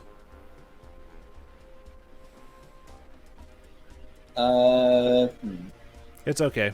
I cut you off mid-thought. So, answer me this. Icar can sort of use chopsticks. It's a little awkward at first. You can eat with them. You are... And eventually, like, spears the chicken. I was about to say, he's one of those people that stabs the chicken with the chopsticks. You hold them like I do, which is like two fingers holding one and 2 fingers holding the other, and like awkwardly crab clawing them together. You're the kind of person who uses the chopsticks to scoop the rice like it's a spoon instead of grabbing a clump of it. Yeah. I mean, Hey man, that's how Goku did it. He would just turn the bowl up and scoop. Well, Goku's also an idiot. Yeah, that's fair. okay, but he's also Goku. Yeah, he's also the... Wait, stop! No, we're getting off track. Yeah. Anyway, she said, "Can you mute yourself, Dillon? I'm hearing crickets." Yes, yeah, me too. I just heard them as well. Okay. Sorry, I cut you off, but there's some time for another question here. You made this choice on your own, correct? That's how choices are made. Not all of them. How about this? If somebody asked you to dress up in black and a wig and that little eye patch, which can't be... Flip the eye patch up, it'll make the chopsticking easier, by the way. The eye patch is important. It's for shifting between dark and light spaces. I don't think we're going to be doing any sneaking in a restaurant. Anyway, I'm getting off track. Preparedness. Well, I commend you on your next level thinking then, but let's say that somebody close to you, someone that you admired, asked you to dress like that and do what you do. Would that change anything? I honestly can't imagine anyone that I would know asking me to take up this mantle. It's a hypothetical, but the situation is absurd. Does Hedman ask you to wander around the city as a fox? No, that part is my contribution to our cause against Throne. He does ask me to take the position in the temple because, quite frankly, she motions to her face with chopsticks. This face is the face of someone who came into town to join the Asmodean clergy. The other face, and you see that her teeth kind of grow shortly and her face starts to elongate before it shrinks back a little bit. That's my actual face. And that one hates being in the temple. The things that I see. The things that they do. Tell me something. Tell me something. Well, hold on. No. You've been asking me a lot of questions. Yes. I'd like to ask you a question. Okay, shoot. That's fair. What are you even doing here? I mean, Tianxia is a long way away, and the only other, person of Tianish origin that I know, is Keiko, and believe me, Keiko would leave in a heartbeat if it weren't for my father's employment. So, are you here for Hedman, or are you for what other reason? My parents were from Minkai. I was born here in Ravenel, in the North Plains. It was a happy 14 years. Mother, father, child. I start to tear up. Oh wait, I'm not there. Tell me something. Have you ever heard of beings known as Rakshasas? Make me a knowledge arcana check. I am not trained in knowledge arcana, so if it can't be beat with a 10, Nope. I can't. Okay. So, no, you've never heard of a Rakshasa. Feel free to elaborate on this in character. Dillon, could you mute yourself because of the cat? Yeah, he just me out, man. I didn't know that was going to happen.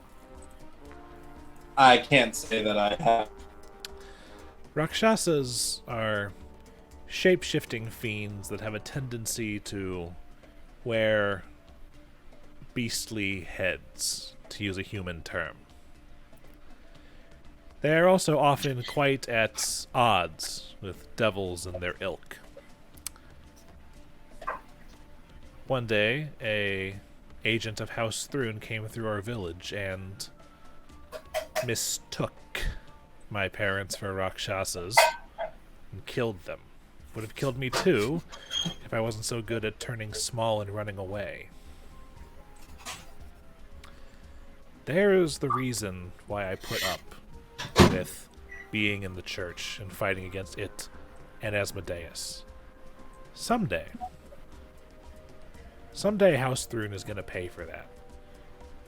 And based on what I've done in the meantime, I am going to personally tear out Grivener's throat if I have the chance. Well, if you stick around with myself and the Ravens, you'll probably get that chance. Lord knows, each and every one of us has a reason to see Thrune and those closest to Thrune's inner circle pay dearly for their crimes. I want them to pay very, very much as well. But I have another question for you. I've been speaking, shall we say, unguardedly this entire conversation. I haven't exactly been choosing my words. To you, who have just met me, how am I coming off? Personality-wise, trait-wise. How do I seem? A little angry. A little bold.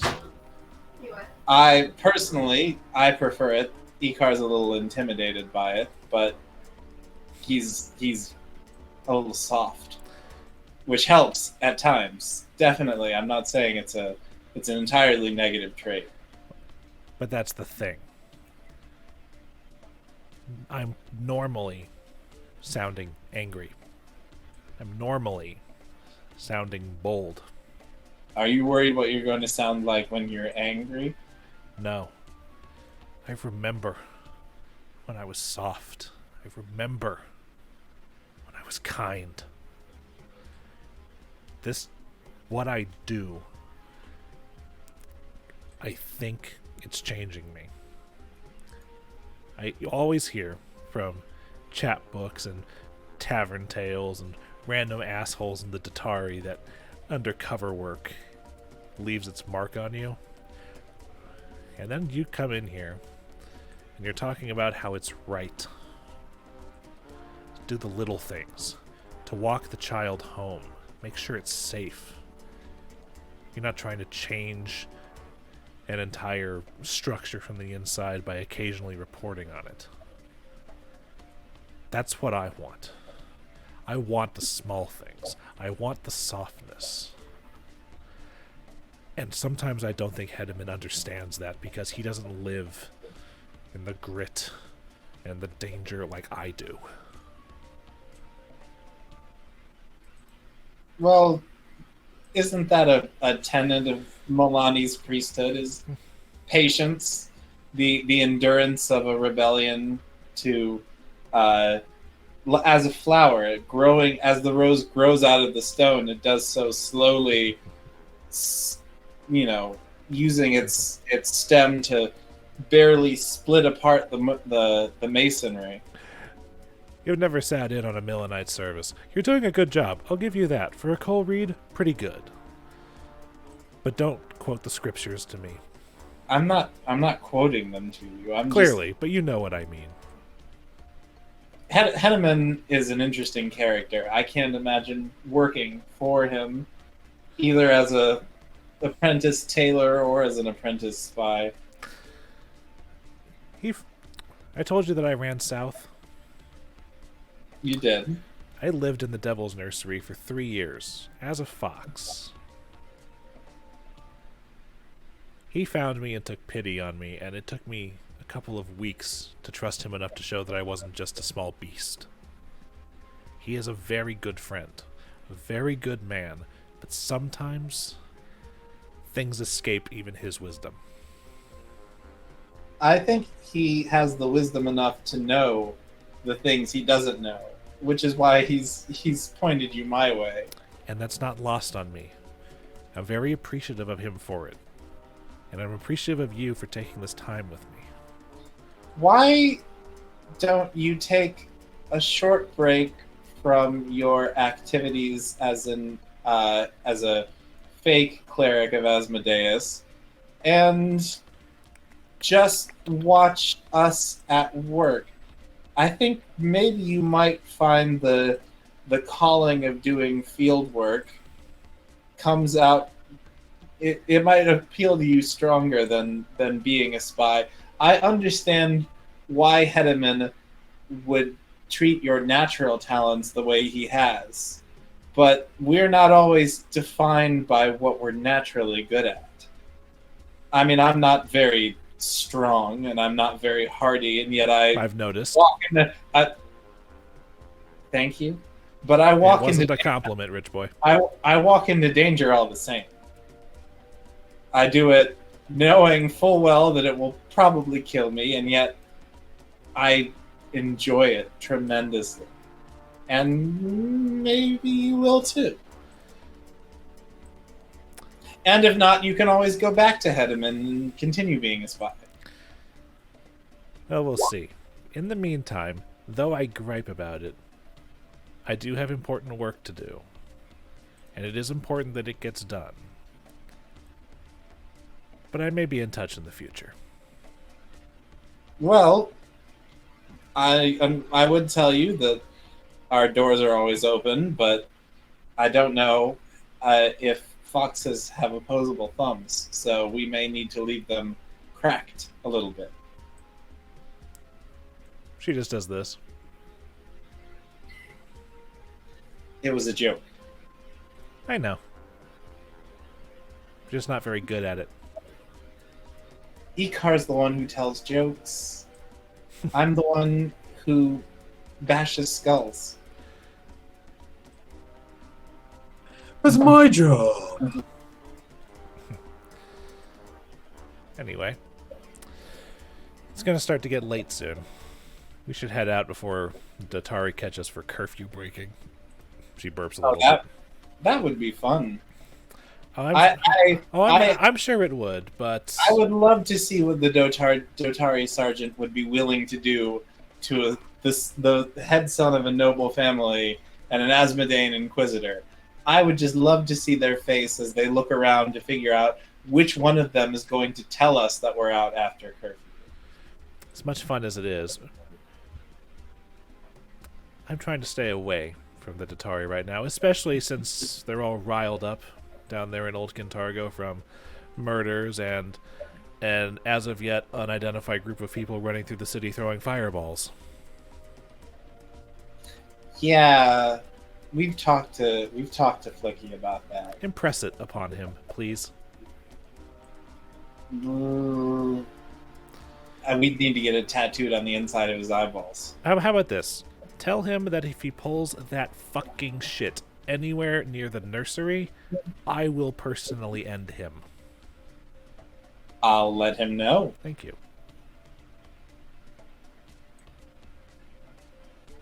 It's a pleasure, Kyra. Don't You as be well. a stranger. I won't.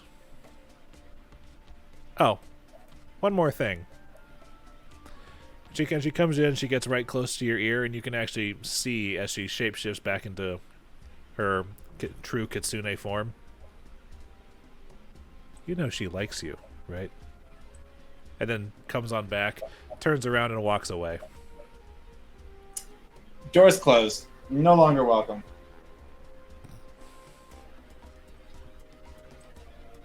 I'm gonna buy some fox spray is what I'm gonna do. Maybe leave out a couple of traps. No, that's it. Yeah, get those big cage traps. You hear that? I'm gonna leave the cage traps. I don't think she heard that. There's not a response. Check, please.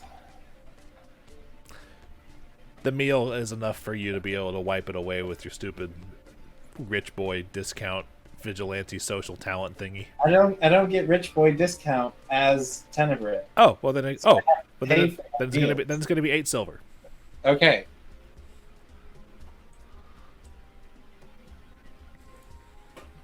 I mean, I could go to the restaurant bathroom, change into Icar form, and then come back out and check, say, please. No, my because two friends- Icar hasn't eaten a meal there, so he my has two no bill. my two friends have dined and dashed. Allow me to pay for their check. Yeah, that's not gonna fly. Oh no, sir. Thank you for showing up at our establishment tonight. Thank you. Take care. It's the fucking French maitre d' played by Bruce Campbell in Spider-Man 3.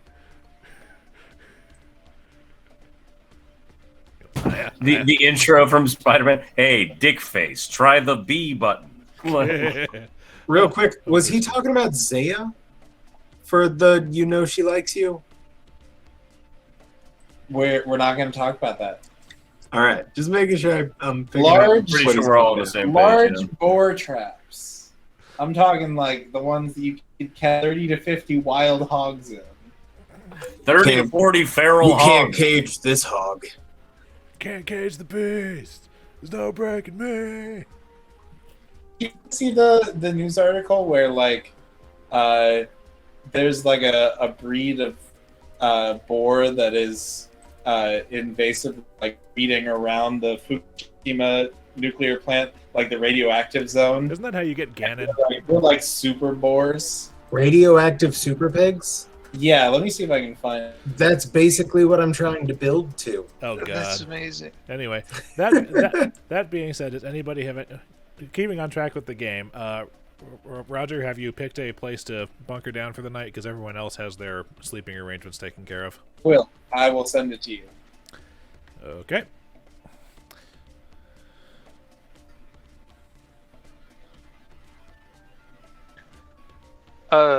Is this the guy y'all are crashing at my place on some fucking straw mats with me? Okay, cool. Yeah, I'm fully intending to spoon Tib'resh to sleep tonight. I actually will not allow that. I'm not interested in that happening. I'm going to continuously try to roll over. No, what and grab him. what you have to do is you have to tie him up, manacle him, put a net over him, and then spoon him for practice. Tib'resh, I have some training I think I need to do just before our next boss fight. We should talk about it next time we have a sleepover. Sure. Sugtok, I sent you the link for your build. So, Tib'resh, with his eyes closed, getting ready for sleep, leans slightly over to the right to where Sugtok is and says, "Hey, by the way, I can set my fists on fire, so maybe don't fucking touch me in my sleep." And then he turns over and goes to sleep.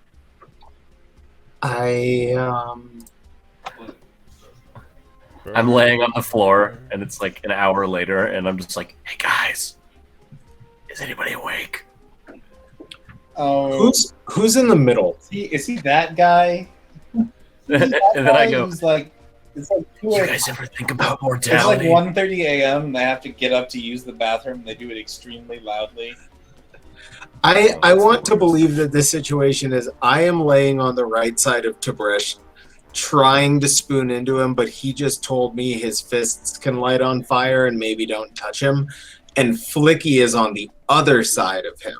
No, it's a slow Spooning pan down to the inwards. floor from Well, the I- bed. not to Sorry, touch him. I probably should elaborate. Tib'resh isn't like broke. Like there is a couch on which to sleep on, but the other two are on tatami mats. Okay, so I tried to cuddle you and you moved to the sofa.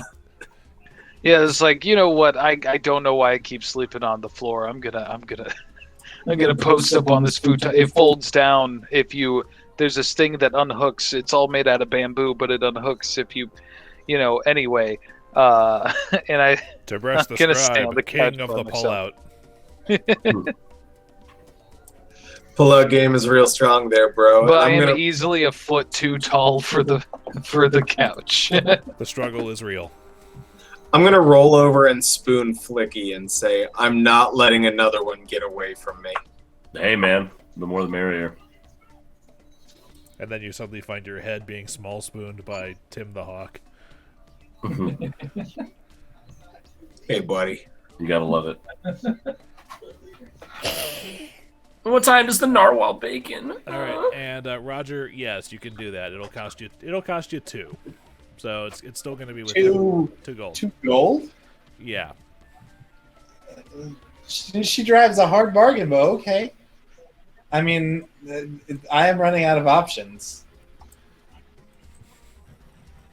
Okay. But there you go. Yeah.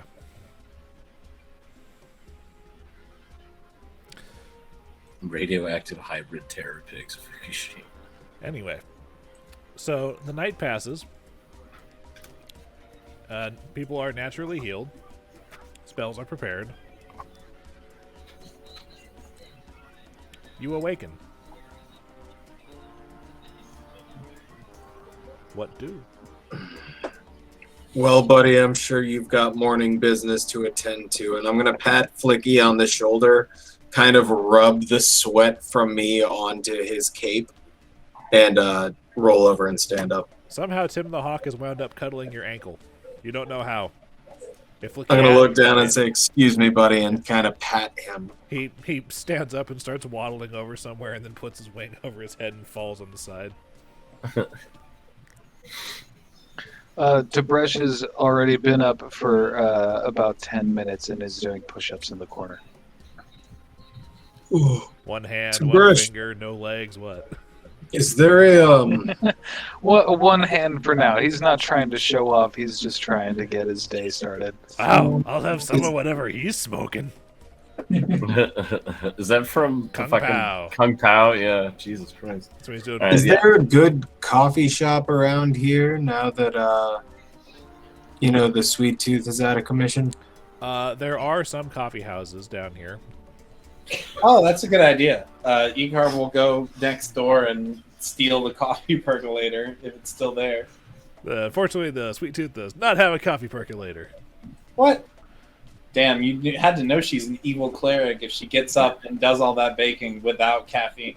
Mm-hmm. Yeah, What she's kind of- fueled by hatred. I was going to say, what kind of dark energy is fueling her ability to wake up that early? Absinthe. Tib'resh would Jesus. know the nearest spot for Joe. Well, do you want me to go and grab us a cup? We got a pretty busy day ahead of us. The nearest spot for Joe is that tiny little coffee house right there next to that apartment building. I also Can you have name some, it? I will. Just give me a second. Okay. I also have some teas if you don't want to name and create new NPCs for a location. No, it's okay. I'm not gonna roleplay the baristas at the Black Bean Cafe. I just wanted a name for the location. Well, wish granted. Hell yeah. It's the Black Bean. Back to- the Black Bean Cafe. Okay. Tib'resh looks through some drawers It's and the says, size "Ah, of the asterisk. This is ironically just like real life. But Flickie, do you want a cup to help with your morning routine?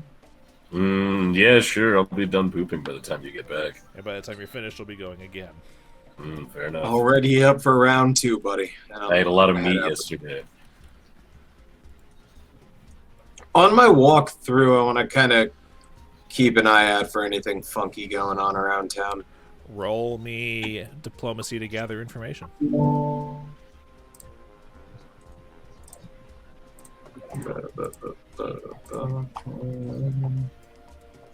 Dude, earlier when you did that whole like ghost girl speech and then the Phoenix Wright noise at the very end, dude, That was so funny. I could not have scripted that better. Is that your text tone? It is. No, that's my notification tone. Oh, that was so fucking funny. No, if it had been my text tone, it would have been a lot more awkward.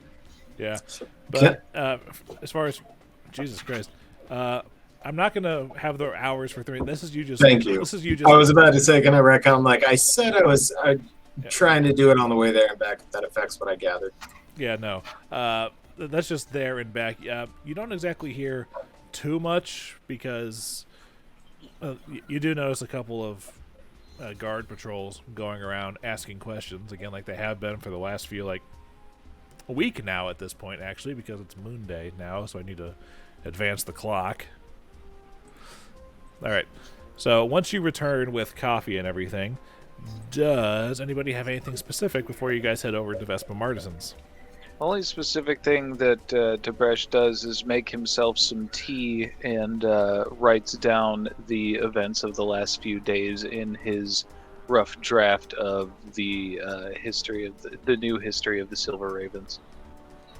Working title. I am going to frame the drawing I did of Sugtok in the window and keep it for the nest. In my window? No. When Sugtok was trying to bust through the window. Yeah, but remember? when he got stuck in the window The earlier. legs were stuck. My God, guys, that was this session. A lot's happened. Yeah, that's what I'm saying, dude. Yeah, no, I'm going to go into town and buy a frame because it's like a page ripped out of a notebook with a charcoal drawing on it, and I'm going to keep it for the nest to hang up at like where we first started our adventure.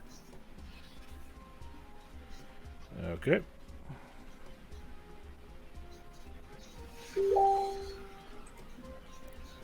Damn, Roger, you got a loud fucking Facebook notification noise. Well, I'm not wearing headphones. It's just that Oh. Roll20 is pretty good about noise canceling. Okay. It just doesn't noise cancel what isn't Roll20. Ah, Yeah. okay. That's fair. Fair, yeah. All right. Excuse me. All right, everybody has their coffee, and Icar does not find a coffee percolator, but what else happens this morning of note? I guess, they did they clear out all the pastries? Like, I just want to keep it clean so that it doesn't smell like rotting or stale food. No, you guys did I not. cleaned the bitch out. Then they cleaned the bitch I out. scooped every motherfucking pastry and gave it to the Clean people the with the bitch tooth out. and nail. Okay, Sugtok, I want you to list 5 days worth of rations (parentheses assorted pastries).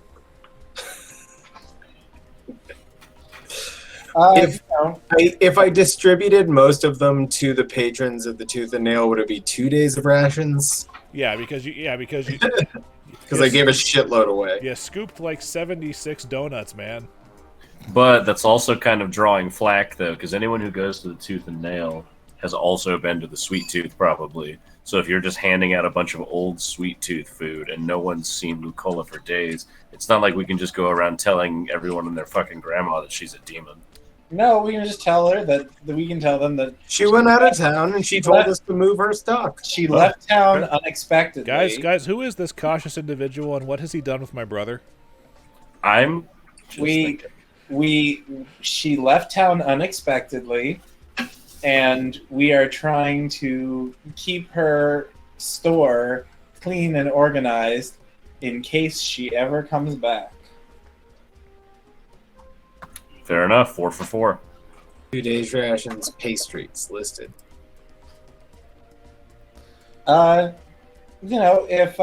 Citrona has anything around the morning duties that she could use help with, Icar is just sort of waking up.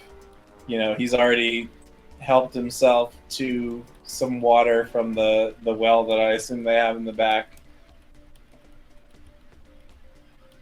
He's making himself at home, but he also wants to be helpful.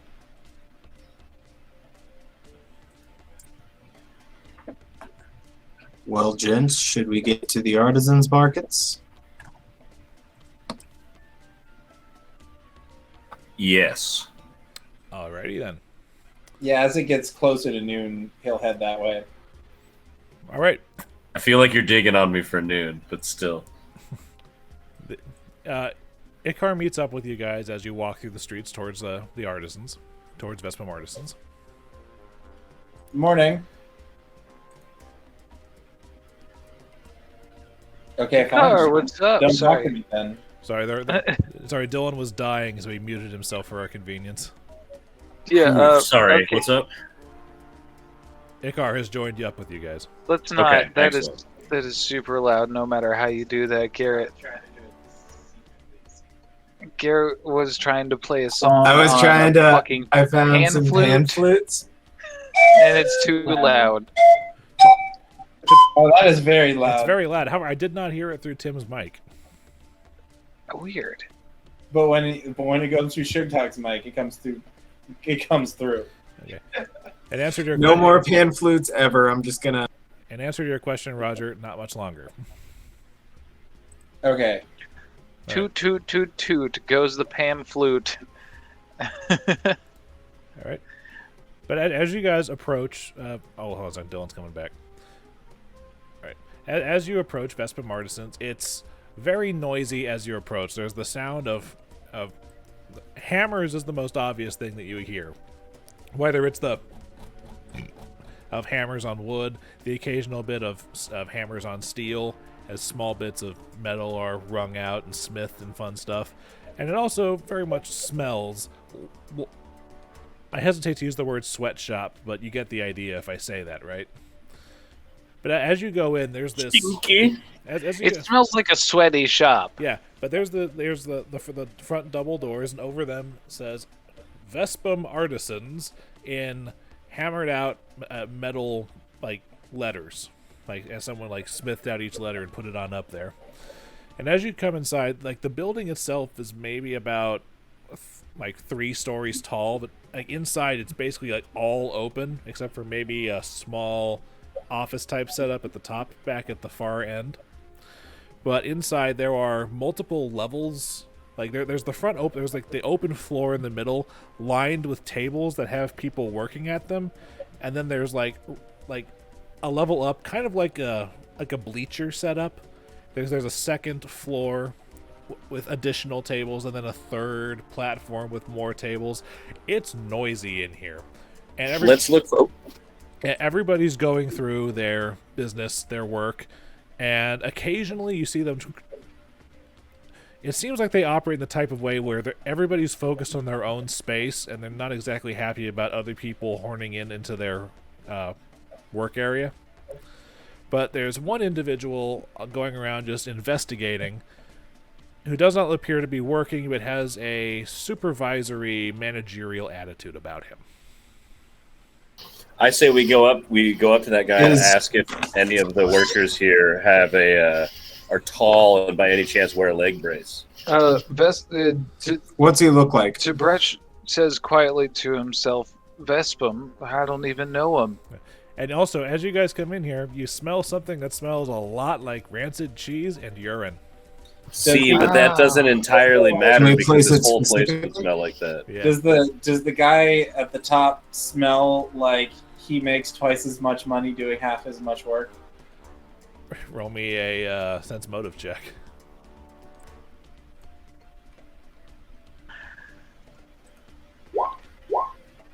Jesus. Not overly. There's the 20 for the session. Wow, that's right. That was the first 20, wasn't it?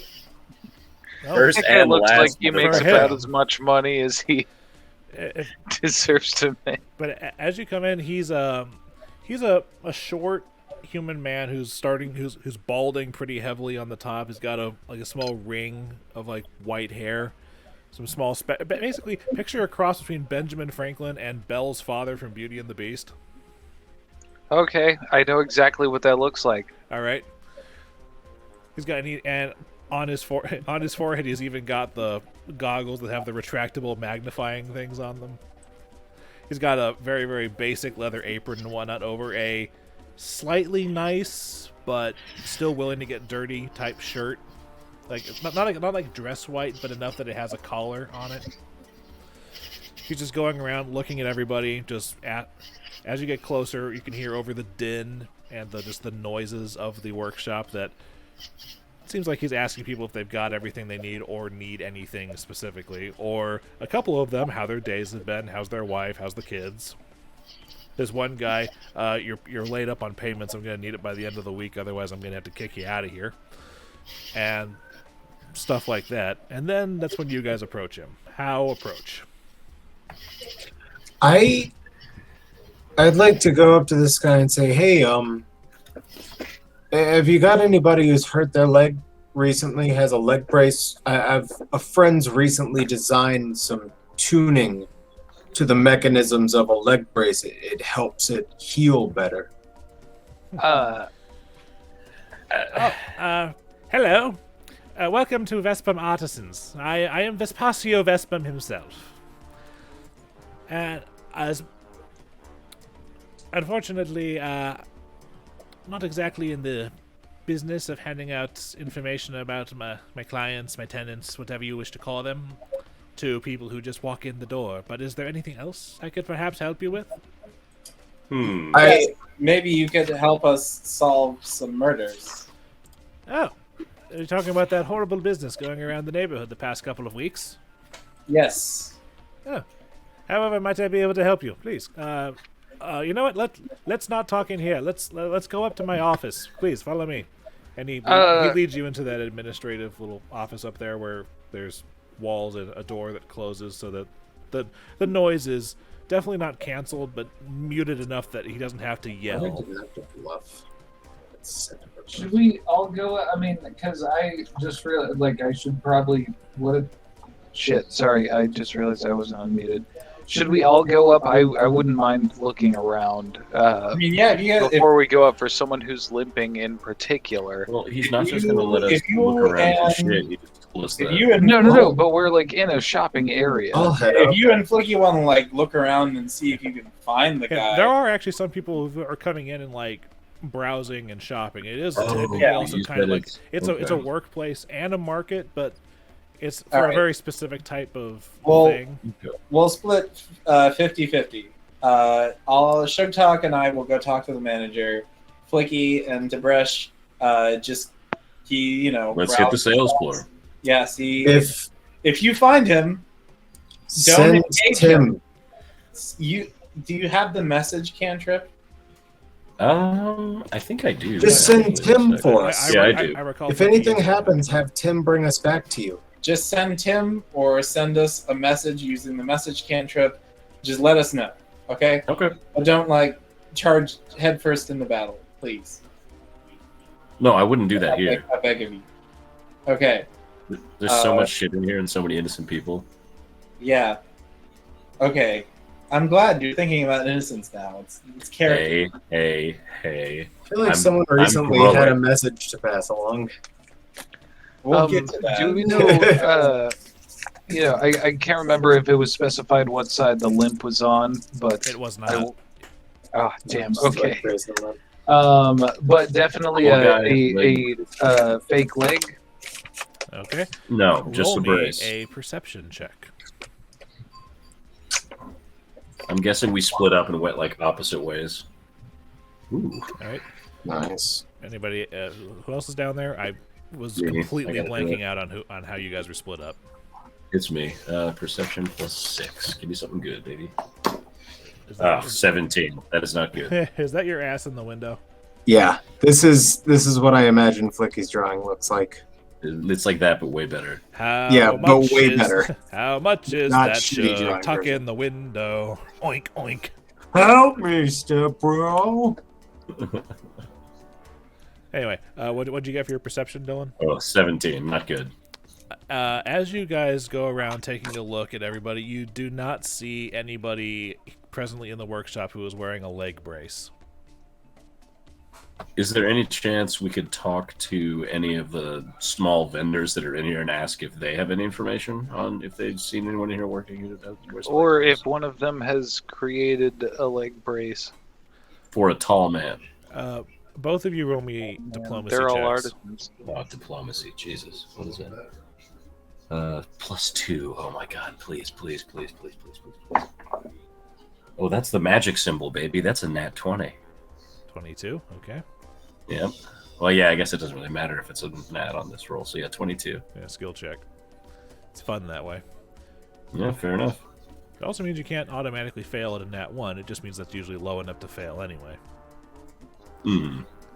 Well, I guess I got a 20, but it didn't really matter. As you go around, there's there's maybe of the several dozen people working in here, there's maybe 3 or 4 of them that are affable enough to give you something more beyond a "I'm working here, buzz off" type situation.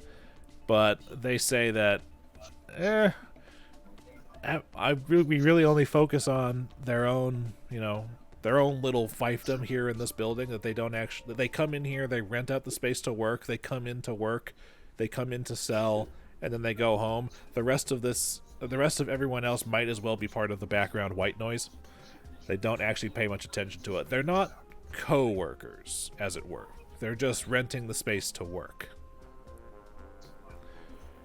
Which is also your clue that Vespasio is less of a manager and more like a mercantile landlord in this situation, where he worries primarily about the space that he rents out to people, which puts further context into him telling a couple people that they're running a little bit late on their dues. But you don't hear about any leg bracy type leads. Bummer.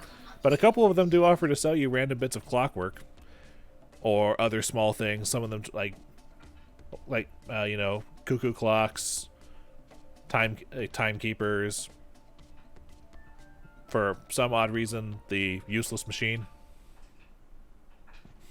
Well, it definitely smells right, but I don't see who we're looking for. And to the 2 people in the office.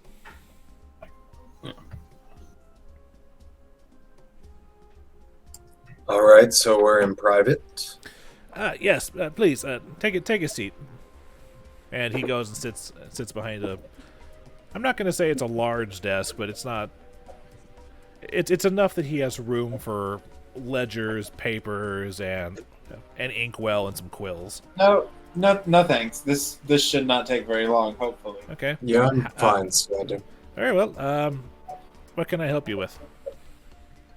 Well, we've mentioned the murders that have been happening around the district. I guess we'll just get straight to the point. We have reason to suspect that the murderer may be one of the people that you have renting here at the Artisan. Murderer? Here? Artisan. Yes. Huh. Would be a taller gentleman. Version. Can you guys make me diplomacy checks? No. Yeah, I guess I can do that. Okay. All right. Continue with your. It's like, there's plenty of Varisians in the city, and I have more than a couple renting from me downstairs. Do you think one of them's the slasher? Yes. Maybe one that walks with a limp and has a leg brace. Varl? Do you think Varl's the slasher?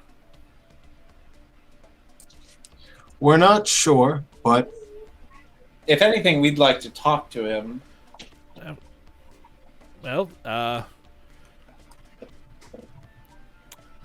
he has been absent all last week, and he is starting to fall behind on his dues, which is a shame. He's wonderful at what he does. He's a very talented tinkerer.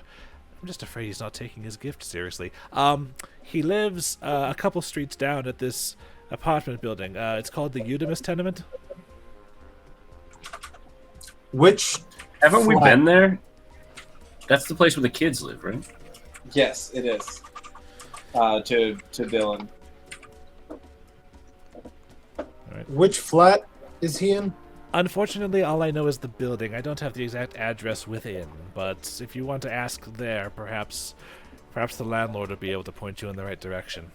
We're Perhaps. we're kind of in with the landlord over there. You're You're downstairs. Not there.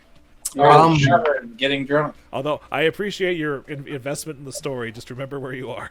that's my sense motive to see if it feels like there's any more information being withheld. You feel that he's being fairly upfront. Fairly Well, upfront. As we said, that's really all we needed. Well, I'm happy to be what little help I was. Yeah, Varl Wex, that's his name. Thank you. I will just put it in the chat for you guys. Hold on. Yeah. That's a Star Wars name. If you happen to remember anything else, Icar will say as he turns back around, then feel free to reach out to any small birdies who might be in the area. I'm sure they can take their message off to Silver Ravens. His eyes go wide at the mention of that. Silver Ravens, you say?